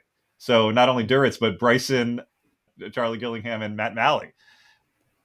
Which kind of shocked me. To me, this was an Adam by himself song. But it's interesting because I think the lyrics like include like some of maybe not the best and ones I really like. So the ones like, I don't know, all this shit just sticks in my head. I was like, maybe he would change, maybe he would improve that lyric. There's a couple lyrics I was like, maybe he could improve. But I agree with you, Chris. I think spending the fact that I lived in New York in my 20s, I kind of got the feeling about how the buildings in Chelsea could move him. And not that anyway, but just something about how certain architecture of certain parts of the city can make you feel nostalgic. Whether it's and I did like his. I mean, I'm a sucker for Adam's optimism and pessimism, like in the same line. Like so, like, hey, do you think things will be better? Maybe in a month or two, but probably not. But maybe it's like, but it's kind of ambiguous because he's like, it always could be better, but I kind of doubt it will be. And I think I see that possibility days have kind of that theme. So anyway, I have Chelsea number 3, but I can understand why people had it lower. I'm okay with that. Not personally offended. Let's go to the top 4. Here we go. This is it. Yeah, I will let people cover. So number 4 is a song that one person had as their favorite, and then the rest of us kind of had in the middle-ish, and that's how it ended up in number 4, which is Rain King. And I guess in that case, I will start with Will, who had it as his favorite song from this album. Yeah. Oh, so yeah, I put Rain King as number 1. I feel like the reason that I put it at number 1, the criteria I was working with, I feel like that this version of Rain King sort of encapsulates, like within a single performance, almost everything that I think is unique of what I love about Counting Crows. You've got an incredibly rich vocal performance, this sort of spacious acoustic electric instrumental interplay with each other, this amazing ability to reinvent their own songs. There's a non-album alt section with that, every little big fish part. They pull in elements of other songs with the little Goodnight Elizabeth reference at the end. And all of that happens in like under 6 minutes. And I'll say I also put it as number 1 because I think it has the best background vocals of the night. There's a couple other places where Charlie is more prominent, but his vocals, they're kind of off to me in some sections. Like I've heard him sing much better than he does in the Storyteller's performance, except for on Rain King, the vocals, are the best. So I think it's just, there's so many great things and so many unique things about what they do well in this version of Rain King, especially if you play it back to back with the August version. So. All right, great. Let's go to Ryan. This is a tough one for me because I would say, I mean, Rain King might be my favorite Counting Crows song overall because it just doesn't matter how it's arranged. We've heard it a number of different ways over the years, and I just love them all. This was the first time that I had heard it acoustically like this, or at least arranged differently than the album or just a straight ahead electric version in concert. And it just blew me away then.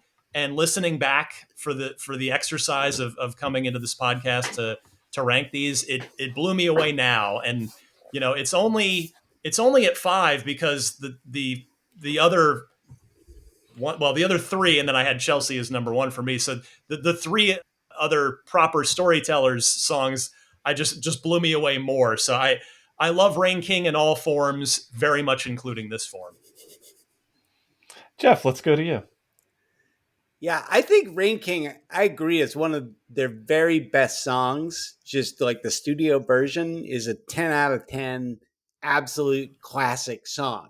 And so that's what you're up against. Even your live version has to compete with that. And that's hard to do. And this is where it comes back to what I was saying earlier about, what is a live album? And to me, like a song like this, the arrangement of this is always going to be a very cool compliment to the actual studio version itself. As much as I like this version and I like the way that they have rearranged it and I think it's so cool, it's always going to be secondary to that better, to me, studio version, only because the studio version is like a stone cold 10 out of 10 classic song. And it's hard to compete with that. So I like their arrangement here. I don't like it as much as some of the other rearrangements, which is why it didn't rank higher. I thought this one has the best introduction or story in the storytelling, where he talks about him being the Rain King and it sort of being a metaphor for letting his creativity, free and to soar, and sort of that anyone can do that in whatever they want to do. I think that I just really appreciated what the song means to him, I guess. And so I hear it a little differently in that regard too. So yeah, I liked it. I thought it was good. I want to crowbar in real quick, just that years and years ago, I went and got and read Saul Bellows' Henderson the Rain King because I love this song so much. And I ended up really loving the book. Right. Oh, that's right. That's great. Now, Geoff, I'm glad to get, because you were not on our August episode, so I'm actually appreciating your takes on some of these songs that you didn't get a chance to say in an earlier episode. Chris, we'll go to you. So I had this at number 4, and this is hard for me. This is because this is my favorite Counting Crow song. This is definitely my favorite Counting Crow song, and I think this arrangement of it is spectacular. I think I would, generally speaking, take acoustic Rain King over electric Rain King, and I think where this one lost out over just a couple of other things is specifically that they've done this song so many times, and I think they hit higher heights with this song after. Like the alt in the middle is okay, but I feel like there's a lot more. I always love when they drop the Goodnight Elizabeth thing in the end, because the way those two songs interconnect, I think, is, again, very sort of foundational for what I love about the band, and the way those two songs, the emotional things that come out of them, really like connect for me. And it was interesting listening back, because I was like, man, I've heard this version. It's like, well, actually, no. This probably is really where they're bringing, or at least refining, the arrangement that they were going to use, that they still use if they play Rain King acoustic, which it's been a little bit since they've done that, but they did for 20 years regularly after they recorded this. And I think, it's just where my brain goes to, like, oh man, this is good, but what about that version from Hammerstein in 2004 and this version from Denver in 1999? It's like, I think that sort of was the only thing kind of holding me back on this one, but I think it's beautiful, amazing arrangement. Yeah, mine is, I guess, similar to. I'm not going to add too much. I had it at number 6, except to say that this is, to me, the not definition, but a very typical example of almost what because I didn't think I heard any of the songs ahead of time. If I'm trying to think back then, I don't think I saw Storytellers, and I don't think I'd heard anything until buying the disc. So when I saw the track list, this was almost what I expected to hear. Like, I thought it was awesome, but I was like, this sounds like an acoustic version of Rain King. And where the other 3 that we didn't get to yet, and I'm glad that they're in the top 3, because those 3 all blew me away in ways that, like, that this one didn't, because I'm like, whoa, what the heck is this? And this is amazing. So yeah, and of course Chelsea, right? Or it's kind of random, but okay, good. So now we are into those. Yeah, please. Oh, just one tiny little tag at the end to piggyback off Chris's point. I do love, Goodnight Elizabeth. Anytime Adam, it seems like that song or references to that song or specific lines from that song, he can just sprinkle into anything they do. Like, they could cover the Macarena, and I think he could figure out a way to sprinkle in some Goodnight Elizabeth. But I always love it when it's in Rain King, because of the whole, like, Goodnight Elizabeth has the King of the Rain line. And so if you throw in Goodnight Elizabeth into Rain King, it makes this like really nice complementary. It's like, yeah, you can throw it in anywhere and it sounds great, but it always just fits a little extra nice inside of Rain King as well, because of the reference to Rain King in Goodnight Elizabeth. So, all right, great, good. Let's go to the top 3, and it just got me thinking too. Although I had Round Here number 8. I guess also being, and I'll say this why I'm bringing this up again, that if it really is the pared down, right, maybe I was surprised that Round Here was only going to be him and Dave, but once you hear that, I guess, again, also that song, I'm like, okay, this is an acoustic version of Round Here. And then we get to track 2, which is Have You Seen Me Lately? And that's our number 3. And that's, I guess, when I knew that, boy, this is a special disc. Now I had it number 4, but it's only because I had Chelsea at number 3 and a couple ones higher. None of us had this higher than 3, but none of us ranked this low at all. Two did have it number 6, but nobody had it in that bottom third. I'll let you guys talk about this. I just think that this is a great version, and it blew my expectations away, and a song that I love both versions of, the acoustic and the hard version. Ryan, let's go to you. The version of this, the electric version on Live from the 10 spot, is incredible. The album version of this is so good. This is if I had been on your RTS ranking, is this maybe RTS? It would have been very high for sure. Well, and Have You Seen Me Lately was actually the group consensus number 1 song from that album. So. And I'm not sure I would have detracted from that. And if I had my rankings in there, it is just awesome. And this one was tough for me to place. It's just, again, it's that thing where ultimately I had a couple of these other ones that we're going to talk about, which I guess I'm glad then that means you guys all felt the same way about these last couple that we're going to get to as I did. But yeah, Have You Seen Me Lately is just I love this song so much. And I just think for me, I do love this acoustic arrangement, but I hold the electric version, both studio and live versions of, in extremely high regard. And so I think that's what landed this at number 6 for me on this particular album. All right, great. Geoff, let's go to you.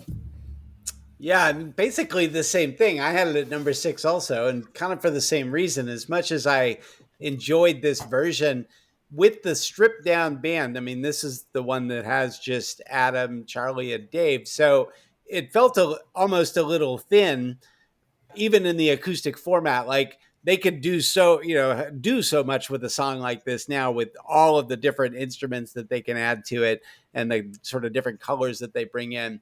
But this, to me, is one of their great rock songs. We have the rock version on the second disc as well. And so to me, I'm just always going to prefer that arrangement and that the rock band playing this song, because it's one of their best songs that does that. But I enjoyed it here. I still have some of the reinvented kind of songs that rank higher, though. Will.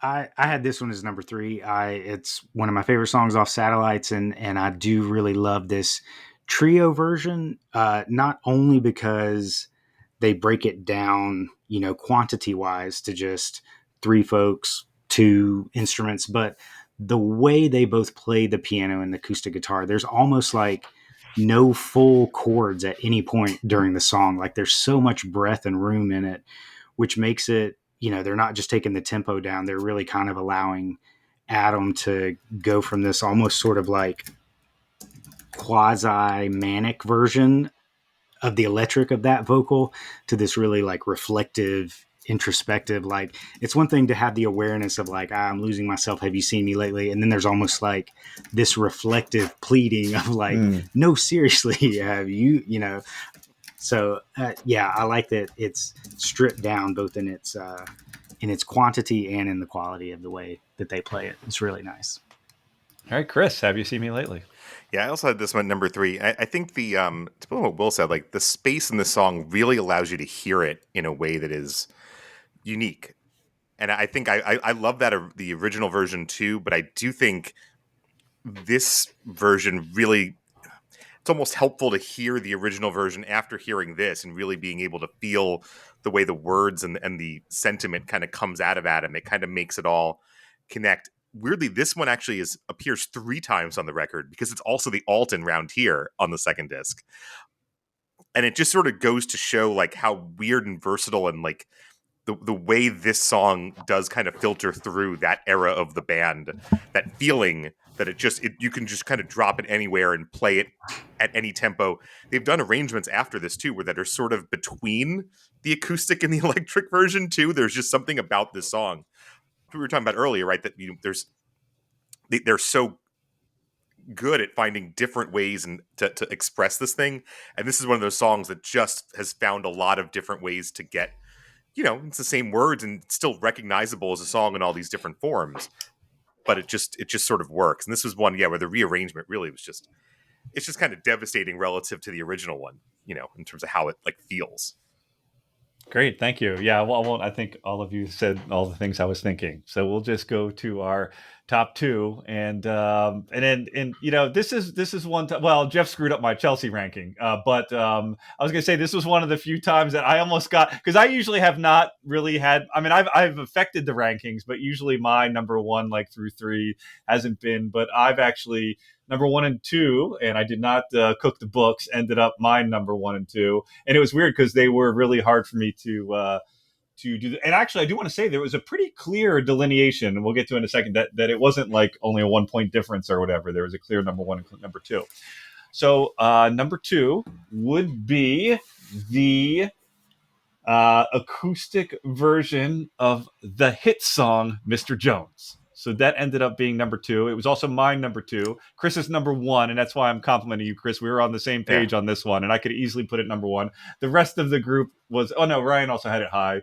Jeff, we'll get to Jeff, and Will had it in the middle. I guess I'll start with this one because I didn't make comments. It's funny because I had Mr. Jones as my favorite song on August, and I think generally the songs that I love, I guess except Have You Seen Me Lately, but some songs like Catapult and I put lower here because I didn't think it changed enough. But when I heard this for the first time, as I said, it just blew me away how haunting. And I really appreciate, Will, what you said about the change between the manic and the inflection from Have You Seen Me Lately. I think you're spot on with that. And there was something similar going on here, right? Where Mr. Jones, the original version, is like this happy optimism, yet he knows what he's getting into, but like, whatever, I'm young and we can be rock and roll stars. And now it's like, yep, it's kind of what I thought it would be. And I quickly, right now as we're talking, I just highlighted, and some of these lyric changes, which I know, some people don't like, but I love, have stayed to this day. I guess it's one of them that usually is not, but worth, of course, is the beginning. So you want to be a rock and roll star. Well, listen now to what I say, which is from Jeff. Now I'm forgetting. That's that's from another song. The Birds. Yeah. Okay. It's called So You Want to Be a Rock and Roll Star. Oh, right. Which is from the Birds, right? I would not have remembered from the Birds. But a couple other lyric change, like, I get so confused every day, and we get second thoughts about being a rock and roll star. You should not believe in me. It's just about as fucked up as you can be. Yep. And you can hear, and then of course with Chris, which I, when you mentioned this earlier, I almost forgot about it, and I was like, what is he talking about? But he brings in the Miller's Angels lyric, where can't you hear me? I'm screaming because I did not go outside yesterday. So let's go to Chris. I don't know, for someone that, anyway, I just remember even one of my friends who doesn't love Mr. Jones, he couldn't stop playing this version on repeat when it first got released. This might be my most listened to, like, Counting Crows track, because I had not bought this record when it came out. And so as I was sort of getting deeper into the band in like 2001, 2002, as many people did, because this 2001, 2002, I found this version of this song on, I don't even think it was Napster. I think Napster was dead already. I think it was like LimeWire or something. And I listened to it over and over and over again. It's so, like, once like you get that feeling in you, it's one of those songs where it's his performance. Adam's performance is devastating. The rearrangement is so radical. And this is where I said at the beginning, like, if you want to test if someone really might love Counting Crows, this is the album to do it. The fastest way might just be to play them this version of Mr. Jones. And if they go, fuck, that's amazing, they're going to be a fan. And if they say, what the hell is that? Just tell them to leave and never talk to them again. It's just so, like, I like anyone who, like, tells me they like this version of this song. It's like, I'd like we're going to be friends, right? We're going to talk about this. It's so, like, again, this is the leap, I think, to me, for this band. And it's interesting that this is kind of the record, as Jeff points out, where people start to sort of jump off the bandwagon, at least critically. And I think part of it is really confronting people with what this band is. You know what I mean? Like, there's a lot of people who like that record, or that like the, like August, or like Recovering the Satellites, and aren't really, again, just there for the whole thing. But if you listen to this, this is for the heads. This is for the people that are going to be there kind of all the way through.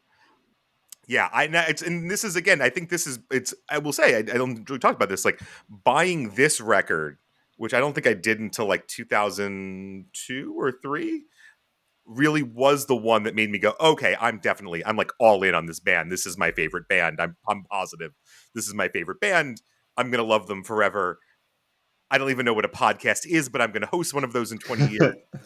This is where, like, that song, and just, I'm particularly fond of that bit of Miller's Angels. I think that, to me, is one of Adam's best lyrics. But it's, again, I think I overrated Miller's Angels on the RTS episode because I love the bit so much, and really, I love that bit in Miller's Angels. I really love it here. Also, at the end of Perfect Blue Buildings, that's a side conversation we'll get to someday. But yeah, this is so good. This is like, this to me might be my favorite Counting Crows track.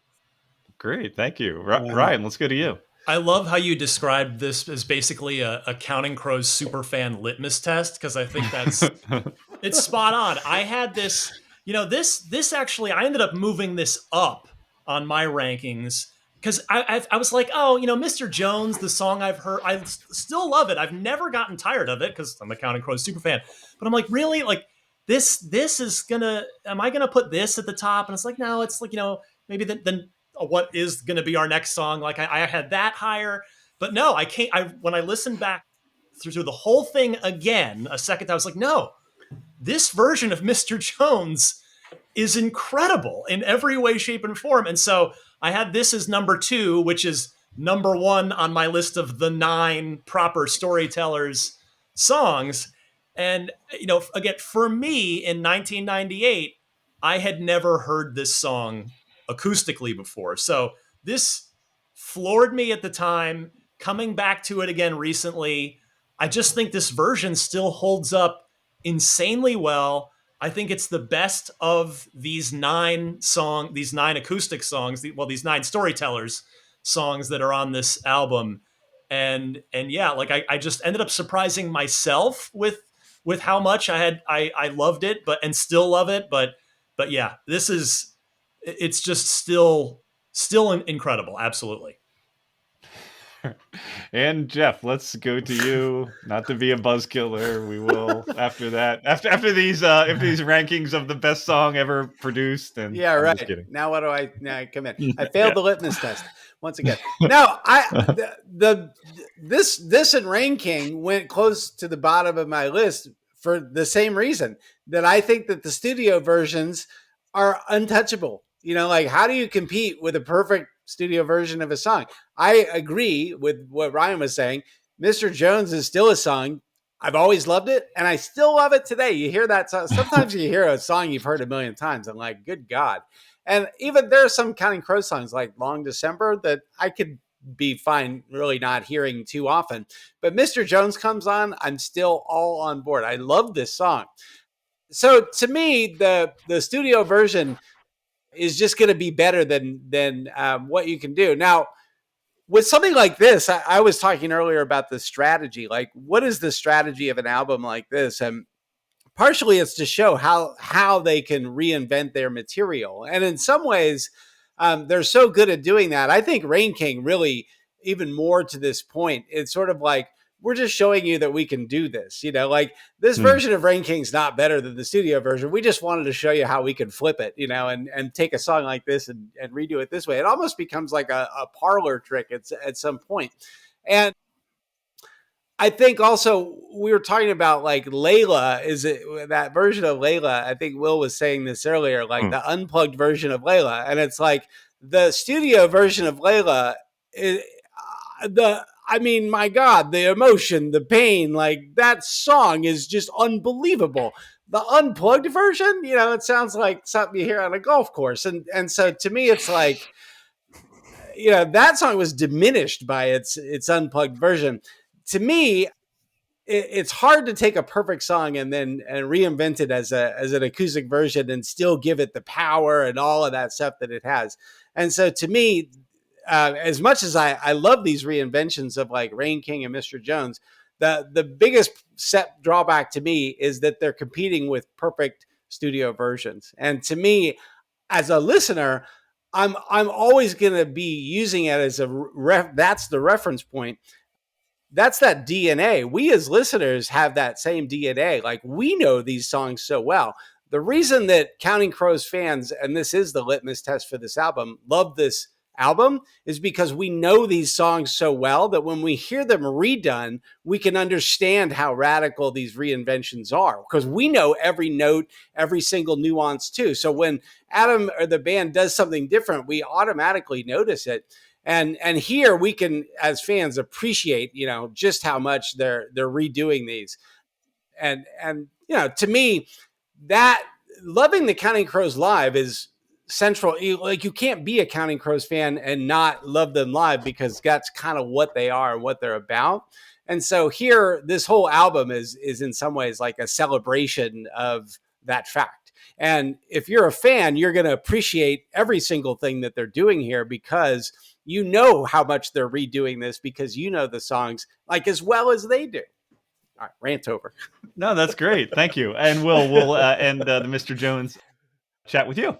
Yeah, I feel like my ranking versus what I'm about to say about it is going to feel a bit contrary to each other, but I put it at number 6, not because it was bad or there were things I didn't like about it, but it's kind of funny. I feel like that I give them props because their ability to find like this new emotional entry point, like you were kind of talking about earlier, the original has this sort of like bouncy prophetic optimism of like, I understand the bittersweet nature of it, but full steam ahead, and this is the other side of it, which is the like super duper, weary, again, Saddam vocal of like being able to kind of be like, oh wait, this is, I knew it was going to be bad, but maybe not exactly, or I knew it was going to have drawbacks, but maybe not exactly like this. And so, I'm very impressed by all of his, lyrical changes. Nothing he does ever seems just like weirdly like off the top of his head, because that's just kind of what he decided to do in that very moment. It all seems connected to how he's feeling that day. But I really like the instrumental difference, because this song, again, the studio version, as incredible as it is, it's very like, electric guitar driven, and the drums are pretty heavy. And so I think this is one where Ben's kind of broken down drum set, it really shows why he did that. And the fact that he's being able to play the kick with his hand, he has his kick drum up high because he's standing up, and he's playing the kick with his hand instead of that with his foot. So it takes out so much of the drum pulse to it. And then moving the anchor of the song from the electric guitars to an accordion really kind of lets there be not only just more breath for Adam's weariness, but it's kind of just like a more like loopy, airy instrument than kind of the electric guitar driven part. So I love that, like, even in the instrumental choices, it's not just like, oh yeah, we could do this or we could do that, or maybe we could do this. It feels like every single thing. It's like, no, everybody knows this song with electric guitars out front. So both guitarists, y'all play acoustic guitars, and then let's put the accordion out front. I mean, apart from Weird Al, who's rocking an accordion led song on the radio, but they were able to do it because this one, at least in Atlanta where I grew up, was played on the radio. And thanks for bringing up the accordion. I'm sorry I didn't even put that in my notes. I love it in this song. Yeah. I mean, it's not an accompaniment. It's like front and center. It's like, hey, guitars, take a step back. Let Charlie have his accordion day in the sun. And it makes sense. Yeah, it's beautiful. Well, as I mentioned to Chris, and we'll talk about it in the next song too, I said I was Charlie, should be back there with the keyboard. That's where he's best. But I also love to see them on the accordion, and the fact that he came out with a couple of songs and it this summer, including the Taylor Swift song. It was just great to see it because it brought me back to these days. And of course, Omaha as well. The other interesting flip instrumentation wise, right, is that this is one we talked about this with Matt Malley. This is one of the on the record. It's one of the only ones they let him play like fretless bass, and here he's playing an upright. So it's a full like a wide swing on what like the bottom end of the song sounds like too. That's and true. Jeff, just be clear, the litmus test is not that you have to love this better. You just have to be fascinated by it and not repelled. You know what I mean? Like that's be your favorite. It has to draw you deeper. You know, I think that's I think again for all of us, it sounds like this version of the song kind of draws you deeper into it. Yeah. And into the band, you know. So yeah, Chris, when you were talking about what you liked about the song, and I loved about the song, and I appreciate it, I was thinking, isn't it a cliche, right, to call something like hauntingly beautiful? I think I've heard right, and that's how I would describe this version of Mr. Jones, right? Yeah, well, he's haunted, right? Yeah, exactly, and even the song sounds haunted. So I was, and I agree with you, Chris. I really had this almost number one for a while, and in the end, I switched it to what ended up being the overall number one. I was the only person to vote at number one, but all of us, and the reason it ended up number one is that all of us, including Jeff, had it in the top five, which would be Angels of the Silences, the acoustic version. We agreed that this is in the top five. And I don't know, even though it's not supposed to cloud our judgment, I'm curious what your take. I almost think in a way that watching them play it this summer might have moved it up in the tiebreaker. And I don't know if it's because that the whole band is in this one compared to the couple tracks before that, some of the couple tracks, and their harmonies in it is incredible. But I just remember that when I saw it this summer, I got the chills. And by the way,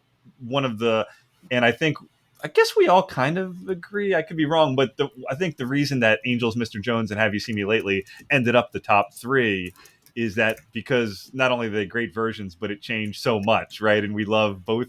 They feel like two separate songs that are both amazing. So let's go to Ryan for his thoughts about Angels of the Silences. Yeah, like I said, this I ended up flipping with Mr. Jones. Had this as my number two for a bit, but ended up. Well, and then Catapult came in on that final listen through. So it's the strongest number four I could possibly say. Like, even though number four, there's three ahead of it, but this is so good. I mean, at the time this song came out, again as the lead single ahead of the release of Recovering the Satellites, after I'd gotten so into this band by listening 1,000 times to August and everything after all the way through, and starting to get into bootlegs. And then here comes the lead single from their second album, which is the heaviest song. It's way heavier than anything on August and everything after. And it's arguably, even to this day, the heaviest song they've ever done. Maybe Cowboys might give it a run for its money. Maybe 1492 and Cowboys, but that's about those three maybe are the trio. Yeah. But this was, so hearing this song torn down to the studs for me was such a shock, but the song still totally works, which to me makes it such a great song. And I thought, again, coming back to it after a while here, and I did get to hear this acoustically when they came to the Greek Theater here in Berkeley on this year's tour. I will say I do prefer the electric version, and I still dream of one day hearing it electric in concert again one day. I'm not sure Adam wants to go there vocally anymore, but the acoustic version is it's an incredible piece of music to me. It is the polar opposite of the electric version, but I still love it as just a wholly unique take on it. So yeah, number four for me, but adore this. Yeah, thank you. And before I go to Jeff, I agree. I'm the same. I always wanted to hear the electric, and I don't think I ever heard it. And I agree with you. I think he probably doesn't want to go there. But hopefully, maybe we'll hear it at some point. Jeff, let's go to you. Yeah, this was number two for me, and only because Anna Begins is such a high song on my list. But to me, this version of this song was the realization of what they were trying to do and achieve with this project. This is where they nailed exactly what this was all about, which was a radical reinvention of a 10 out of 10 great song, completely 180'd with this completely new arrangement, great harmonies, where you've taken a great studio song. I keep saying it, and here, this might almost be as good as the studio version when you flipped it in this way. Like, you've almost convinced me that this is better, although I still am not totally convinced, than the studio version. But I love this arrangement. I still remember the first time I saw them do this in concert, and had never heard like a bootleg or anything. So I, of course, back to the DNA, knew the song inside and out. And I'm like completely mind blown seeing them reinvent this in front of me on stage from like, I was in like the third row or something. It was incredible. So I've said before, I always see Angels of the Silences and Have You Seen Me Lately as sort of these companion songs or like sister songs. They're very similar to me in some ways. To me, this was a much more successful reinvention of Angels of Silences than the Have You Seen Me Lately, which was good, but not this good. So I love this. I thought this was what they were trying to like achieve with this album. Loved it. Great. Thank you, Geoff. Will. Yeah, I had this as my number 2. I think the only reason I put Rain King above it is because I thought that my love of the studio version of this song may have been shading it, so I thought I might need to measure it by putting it at number 2. But yeah, this version, the electric version on Satellites, this version of Counting Crows with Ben on drums is absolutely like my favorite little encapsulation of what was, the potential for the band. And I think that I've always thought with this version that it was really smart. Most bands, when they kind of go for that, we're going to turn this electric barn burner into an acoustic version, they usually signal it by slowing the song down. Like that's the conventional go-to move. But I think that the changes that they made in their instrumental performances on this one kind of make people think it's slower than it actually is. It's actually tempo wise is not where they drastically changed it. It's in how they all, approach their instruments. Again, a little bit of what I said to the previous one, but I think the key is really what Charlie's doing on the accordion, but especially Ben, once again, on that little broken down drum set. You listen to his drums on the studio version, and it is the most like beautifully pounding, like give it to me in my face drum performance. And then in this one, he doesn't drastically take it down, but he changes how he's playing the kick and the snare again, since he's playing his kick with his hand this time. It's just, I love that change from the full throated catharsis that I love so much on the album version, which again is probably my favorite Counting Crow song, to this storyteller's version that's a little more relaxed and there's reflection and it's more about the resolve of what he's singing about than this like declaration that's on the album. So yeah, the album version is probably my most listened to song of theirs from Satellites, and this acoustic version is definitely the one that if I'm ever going to go to Across a Wire just for like one song to hear and then go listen to something else, like this one always hits perfectly every time I put it on. Absolutely love it. All right, Chris, and we'll end our VH1 portion of the podcast with you. Even though you had it lower ranked than us, we'll still end with you. Yeah, no, well, and I had it at number 5, and this is where I talked about from like 3 to 6 of like Have You Seen Me Lately, Rain King, this, and Catapult. I think all of them are really, I have them very close. I will say that to me, the testament of this song, I'll listen. If they put a new show up on Nugs, I'm going to listen to it, and if it's the 4th show they've put up this week, it's a pretty good chance I'm skipping Omaha. 4th time of the week, I'm okay. But they played Angels of the Silences pretty much every show once they started playing it this summer. They played it, and I never skipped it. It's so the way they play it and the way the arrangement this summer was basically this arrangement. It's beautiful, and particularly call out like the harmonies on the bridge part. The I Dream of Michelangelo when it's really beautiful, like harmony vocals in a way that the band's I think great harmony singers, but that may be like one of the best encapsulations of how good they can be, like singing harmony together. Adam's always talking about like them singing "Start Again" together. These guys singing that together is like always perfect. And so again, a wonderful rearrangement that even though I had a fifth, really kind of no argument. I think it works as absolutely as a number 1 song for this record. Absolutely. Well, thanks so much. So we've spent whatever 85% of this podcast going mostly over the VH1 Storytellers disc, because quite frankly, that's probably the disc that people are thinking when they say Across the Wire is my favorite Crows album for some people, or they think about it because it's so unique. But we do not want to ignore the second disc, live from 10 Spot. So what we're going to do for this is just go one by one, and I think all of us have some notes or general thoughts about it. And so we'll just end this last part of the podcast of doing that. So let's go. Well, let's start off with Ryan. Your thoughts or notes or observations about live from the 10 Spot. So I kind of boiled it all down to one word after listening back to this whole thing a couple of times. And the word is energy. The energy in this show is off the charts. And I've had such a good time, and I love this band so much, and I've been enjoying you guys with Sullivan Street so much that I'm like, oh, I hope maybe they'll invite me back. And I'm about to say something that might get me banned forever, but it's my honest opinion as a Counting Crows super fan who sees them every time they come through town, and it's that we don't get this energy anymore. And I get that they're 60-year-old guys now. So like I totally understand the human element of it.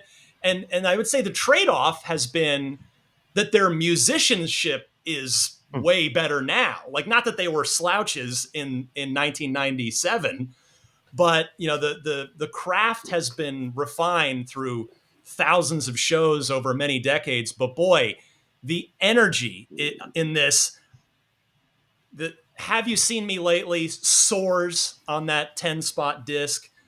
Round Here is always just such an emotional journey on in any sort of concert setting. And then I love how Adam, during A Murder of One, implores the crowd, he's, get the hell up. He's just really, he's letting it all out, just leaving it all on the stage with this performance. And so I just had a ball listening back to this again, to this era of Counting Crows, having, just seeing them live here in the Bay Area once a year, which I've been lucky enough to get to do since they always come back through town. It's sort of their, original, the hatching place of Counting Crows. But yeah, it was a fun throwback to this higher energy era of the band. And so, yeah, I love this 10 spot disc. I mean, obviously the set list is what it is. It's the first two albums. And I'm sure you guys are going to do reviews of the subsequent live releases that kind of work in some stuff from newer albums. But man, yeah, it's one word for this. It's energy, and I mean that with the highest of compliments with this live from the 10 spot. Great, thanks so much, Geoff. Let's go to you. Yeah, I mean, basically the same thing. It's really fun to hear the more stripped down earlier version of the group with fewer instruments, and you just have all of the raw energy. And in some ways, the songs can come out even more as a result of that. For me, this is the disc I'm going to put on if I'm going to grab this disc off of the shelf.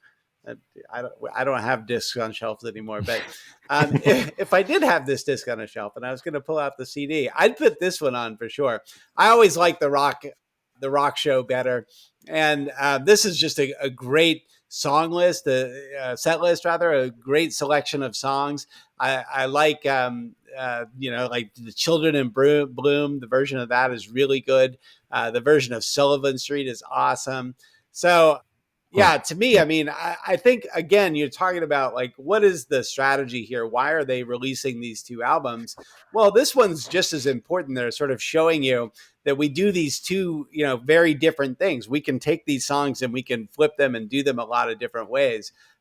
But we have this very sort of powerful, rock band here that we can pull out at any time.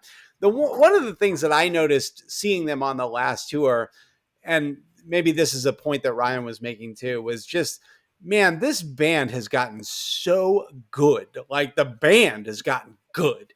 And I don't think they used to be that good. I don't think they were as good. And like, they are so good now. Like they can just move, like they can bring it up, down, take it all over the place now in ways that I don't think they were doing at this point.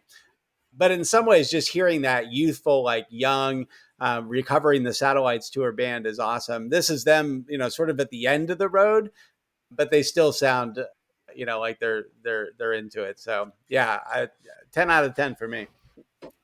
Great. Let's go to you, Will.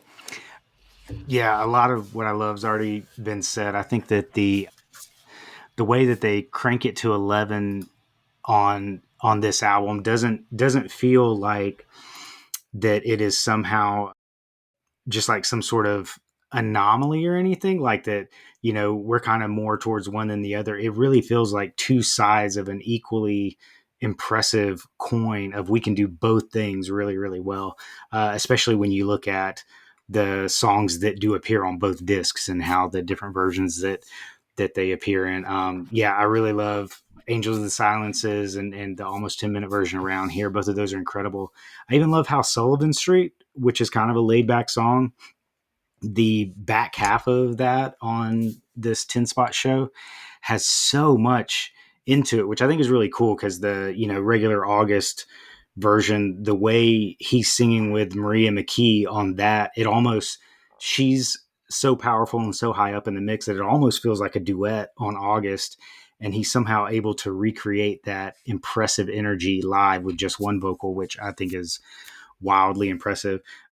The only two things that I don't like about the album are both things that were just incredibly indicative things that would happen at every live show if you ever went to in the 90s, which is during Raining in Baltimore, there's always some knucklehead in the crowd that screams during the silences, no matter what band it is, but especially during this one, you're just like, ma'am, please, like the first one, fine. But it's literally like takes over the whole track.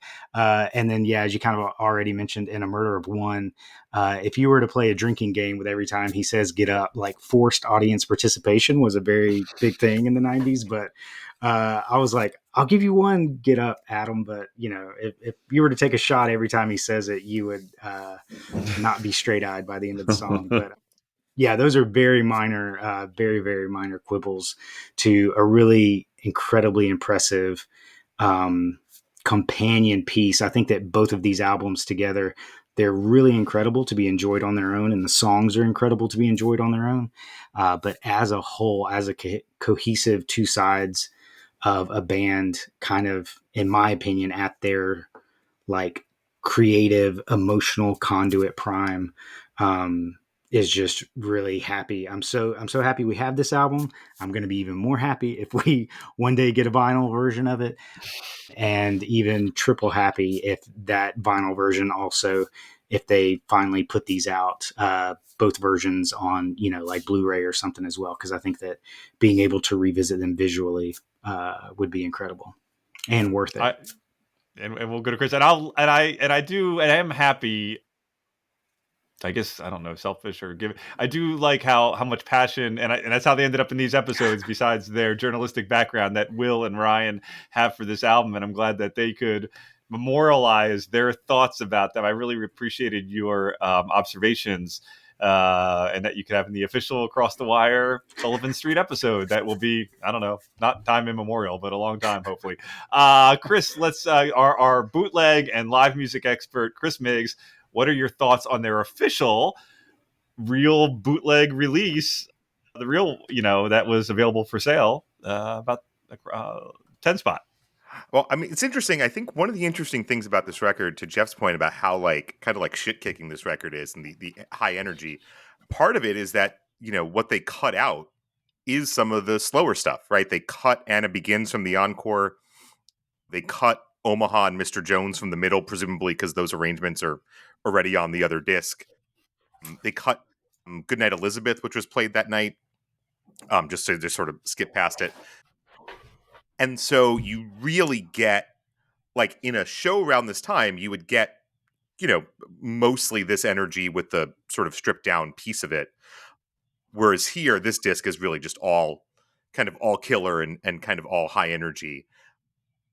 I think, Adam, the interesting thing, like, again, thinking about how many shows they played, and that this is the ending stretch of a tour. I think Adam sounds really fantastic on this disc. Like it's really like all of these performances, his voice sounds like really incredible pretty much all the way through. And that to me was like really the highlight. Because I hadn't listened to this one in a while. And I think part of it is that, you know, I like the shows from this tour, but they don't tend to be crazy different other than Round Here. They're not really going for it in terms of alts. Like there's nothing in Elizabeth. There's usually nothing in Rain King besides a line or two. Even Murder of One, which had been sort of a big long thing on the first tour, is kind of shorter in this one. And so I'd kind of forgotten, they really kick the shit out of every song. They sound amazing. Just because you wouldn't necessarily pick this as the tour to listen to like 10 shows, it's still pretty great. If you're listening, especially if you're just like picking up one. The other thing I want to call out, I really love Raining in Baltimore. And this is one of the only stretches that they played it. They played it like 10 or 12 times in 97. They've played it a couple of times since then. I was lucky enough to be at one of them in 2008. But it's so great. And if there is some video, not interestingly, this didn't make the 10 spot. This got cut. I assume it was a commercial break, same as Children in Bloom is also not on the 10 spot set list. But if you go, my favorite version, you can go to, there's a video, it's the Blockbuster Pavilion, very, very 90s name, in somewhere, it's called Devore, California. I assume it's just one of those California desert towns in the middle. It's near me. So it's I guess just officially it's not in the San, kind of like the Highland show that was just in, it's officially in the San Bernardino, but I guess it's not in the city limits. It's literally just outside. It's very close to, it's one of the little league stadiums or whatever. But yeah, no, it's out here. It's on the way to Vegas, but out here, yeah. Yeah. But anyway, you can find there's a full 1997 Pro Shot, which is beautiful performance, and you can see what them doing Raining in Baltimore, which is really beautiful. It's just Adam and Charlie, and there's this sort of low lighting on stage, and it's just a really one of my sort of favorite like sort of live songs in that era. Is I'm glad it's captured here for posterity. It's so funny that I was going to mention that to the two of you too. This, Counting Crows Devore, September 19th, 1997. And the reason I was going to mention it actually tied into what Ryan said and Will as well, which I thought the star of this show was the energy and Murder of One. I agree with you because you're just not now. Yes, does he say get up a lot? Yeah, you're right. But I still love it because you're never going to see that anymore. Especially in the American audience, you're not going to see these 6-year-olds jumping up and down to Murder of One. And I guess it was in the 2003. They played Murder of One, and people were jumping around. But that's like the last time I saw that super high energy to that song. But anyway, that energy is also in the Divorce show for Murder of One as well. Everything I think you said. I didn't know for my notes what was cut out, Chris, and so there definitely was some intentionality of let's keep the harder songs.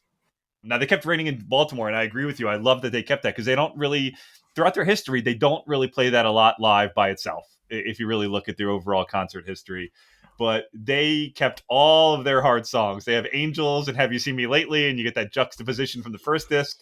But they also had Children in Bloom and I'm Not Sleeping, and when I hear those, I always thought of those as companion, just like Geoff, you always thought of those Angels and Have You Seen Me Lately as companion pieces. I always thought Children in Bloom and I'm Not Sleeping as companion pieces. Mm-hmm. And I'll never forget, I mentioned her once on this show, a not so great ex who in that time also, she was the one that I mentioned in a previous episode as saying to me, oh, I heard Counting Crows stink live, but I do like August. And then I thought about breaking up with her soon after. The other thing is I had a road trip with her, and she, because she knew I liked them, she allowed me, right, to play the Across the Wire double disc. And then when it got to I'm Not Sleeping, which is track 9 of the second disc, and it does, and I just think it's interesting that in that they kept the two, those are not radio friendly songs, and I'm Not Sleeping in particular has a bit of cacophony in it, right, where they kind of, it's like, and I just remember she's like, I've had enough with Counting Crows when I'm not sleeping. Again, that was her final strike, I think.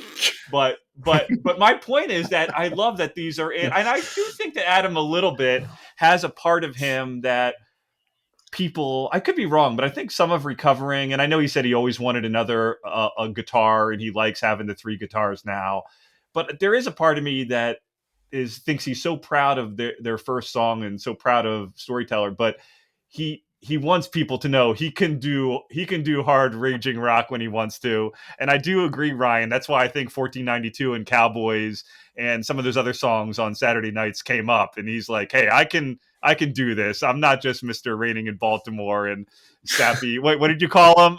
Will Sadamy? Adam Duritz, yeah. Adam Duritz. So, anyways, but yeah, because I didn't realize why Mr. Jones wasn't there. But my only negative thought about this is, in my opinion, Chris, you can tell me if I'm wrong. I didn't think the sound quality is the best. Like I don't know if it feel like it to me. It didn't sound like it came from the board like some of the other ones do. But I could be totally off on that. I mean, it's certainly from a board. I mean, I don't know how. I mean, it was mixed for TV. Maybe the and I mix, don't know, I guess. I don't know to what extent they had planned that this would be a release in advance, and so sometimes it's possible.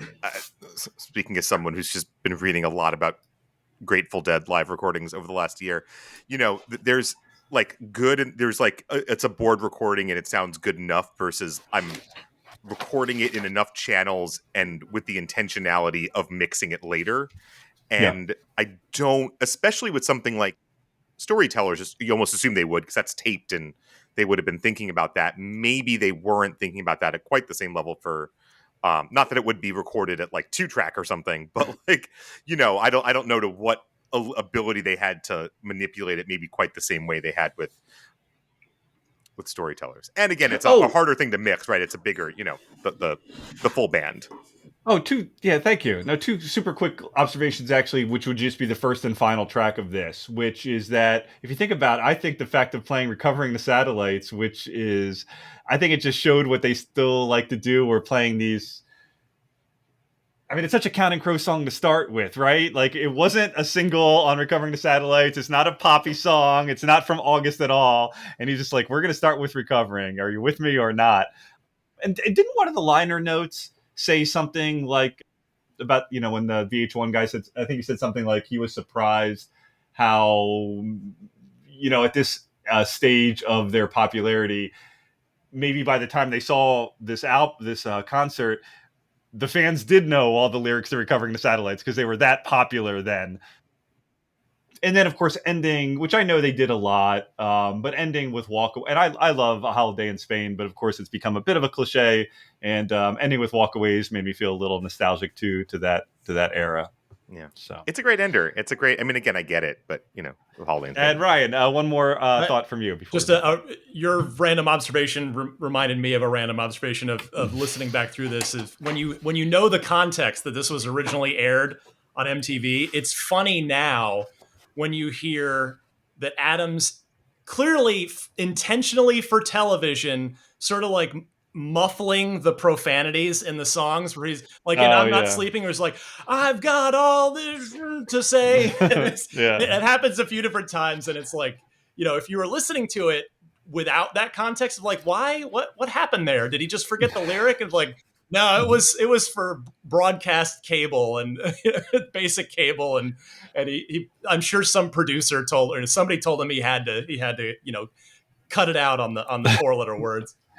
I was going to. It's the most obvious one where it's just sort of like he sort of gibberishes his way through it. He doesn't change the word. He like clearly like starts it and something in his brain. He's like, "Fuck, this is on TV," and he's like, "Shit, I can't say shit. Shit, I can't say shit." And he just sort of like he just sort of like forces his way through some syllables that sound. It's interesting to hear because it's not. But you're right. Interestingly, on. And they must have just beeped it or something. But on the Mr. Jones version, he says "fucked," right? I mean, he says, but they must just again, knowing there where they can, it's a taped show, Well, and they can just beep and it. in the in the bits of crowd banter that we do get on the recording, he's like, "Woo, I'm fucking tired," and it's like, maybe that was just cut out of TV. I don't know, but it is kind of weird that some of it's in there and then some of it's clearly not. That's funny. Speaking of which, we've had more profanities in this episode than we've had in any of the past of Sullivan Street. So thanks so much. What a great group here. I will end with Geoff. Please plug your book again and plug anything else you want to. Yes, Rain King, The Life and Music of Adam Duritz and Counting Crows is available as an audiobook, paperback, hardcover, everywhere fine books and less than fine books are sold. Thanks so much. Yeah. Oh, and I was just going to say, I do have a new book that'll be out real soon, and I'm very excited about it. So probably by the next episode of Sullivan Street, I think we'll have a new one. It'll be exciting. Not cool. Counting Crows. We love having you on the show. We look forward to bringing the Desert Life Show and other future. No, we really do. I really appreciate you being a regular guest on the podcast. Ryan, let's go to you. And what and anything you want to plug, or how can people follow you and your podcasts? Sure. I first of all, I was so happy when I saw on Reddit that you guys had started this podcast because I'm a person that likes to make podcasts about things I love, and I was almost like, oh, I wish I'd start. What a great idea! I wish I had thought to do it, and you guys have been doing such a great job here.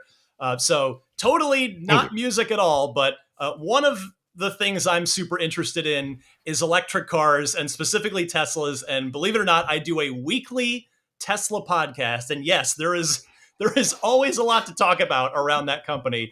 I've been doing it for over 8 years. So if you're curious, just Google Ride the Lightning Tesla, because the name of it's Ride the Lightning, the Tesla unofficial podcast. In hindsight, I should have just gone with a more SEO friendly thing like the Tesla podcast, but I got the writer in me got a little too cute with it. But so I do that. Those come out every Sunday. And then, like I think I might have mentioned earlier, my day job, I talk video games and make stuff about video games for IGN.com. So I really appreciate you guys having me. This was a real thrill for me. Oh, it was so much fun. Thank you. And Will, let's please, I know people can find you on Twitter and other, please let us know. Yeah. I, like I said earlier, I'm the zine editor at Bandbox, so definitely check out Bandbox for all your fine vinyl represses with artist-specific zines that we have a lot of fun writing. You can also find my own writing at places like No Depression, and I think my most recent piece at Spin Magazine was about the 1983 Knight Rider Christmas song. So be sure to check that out for complete randomness.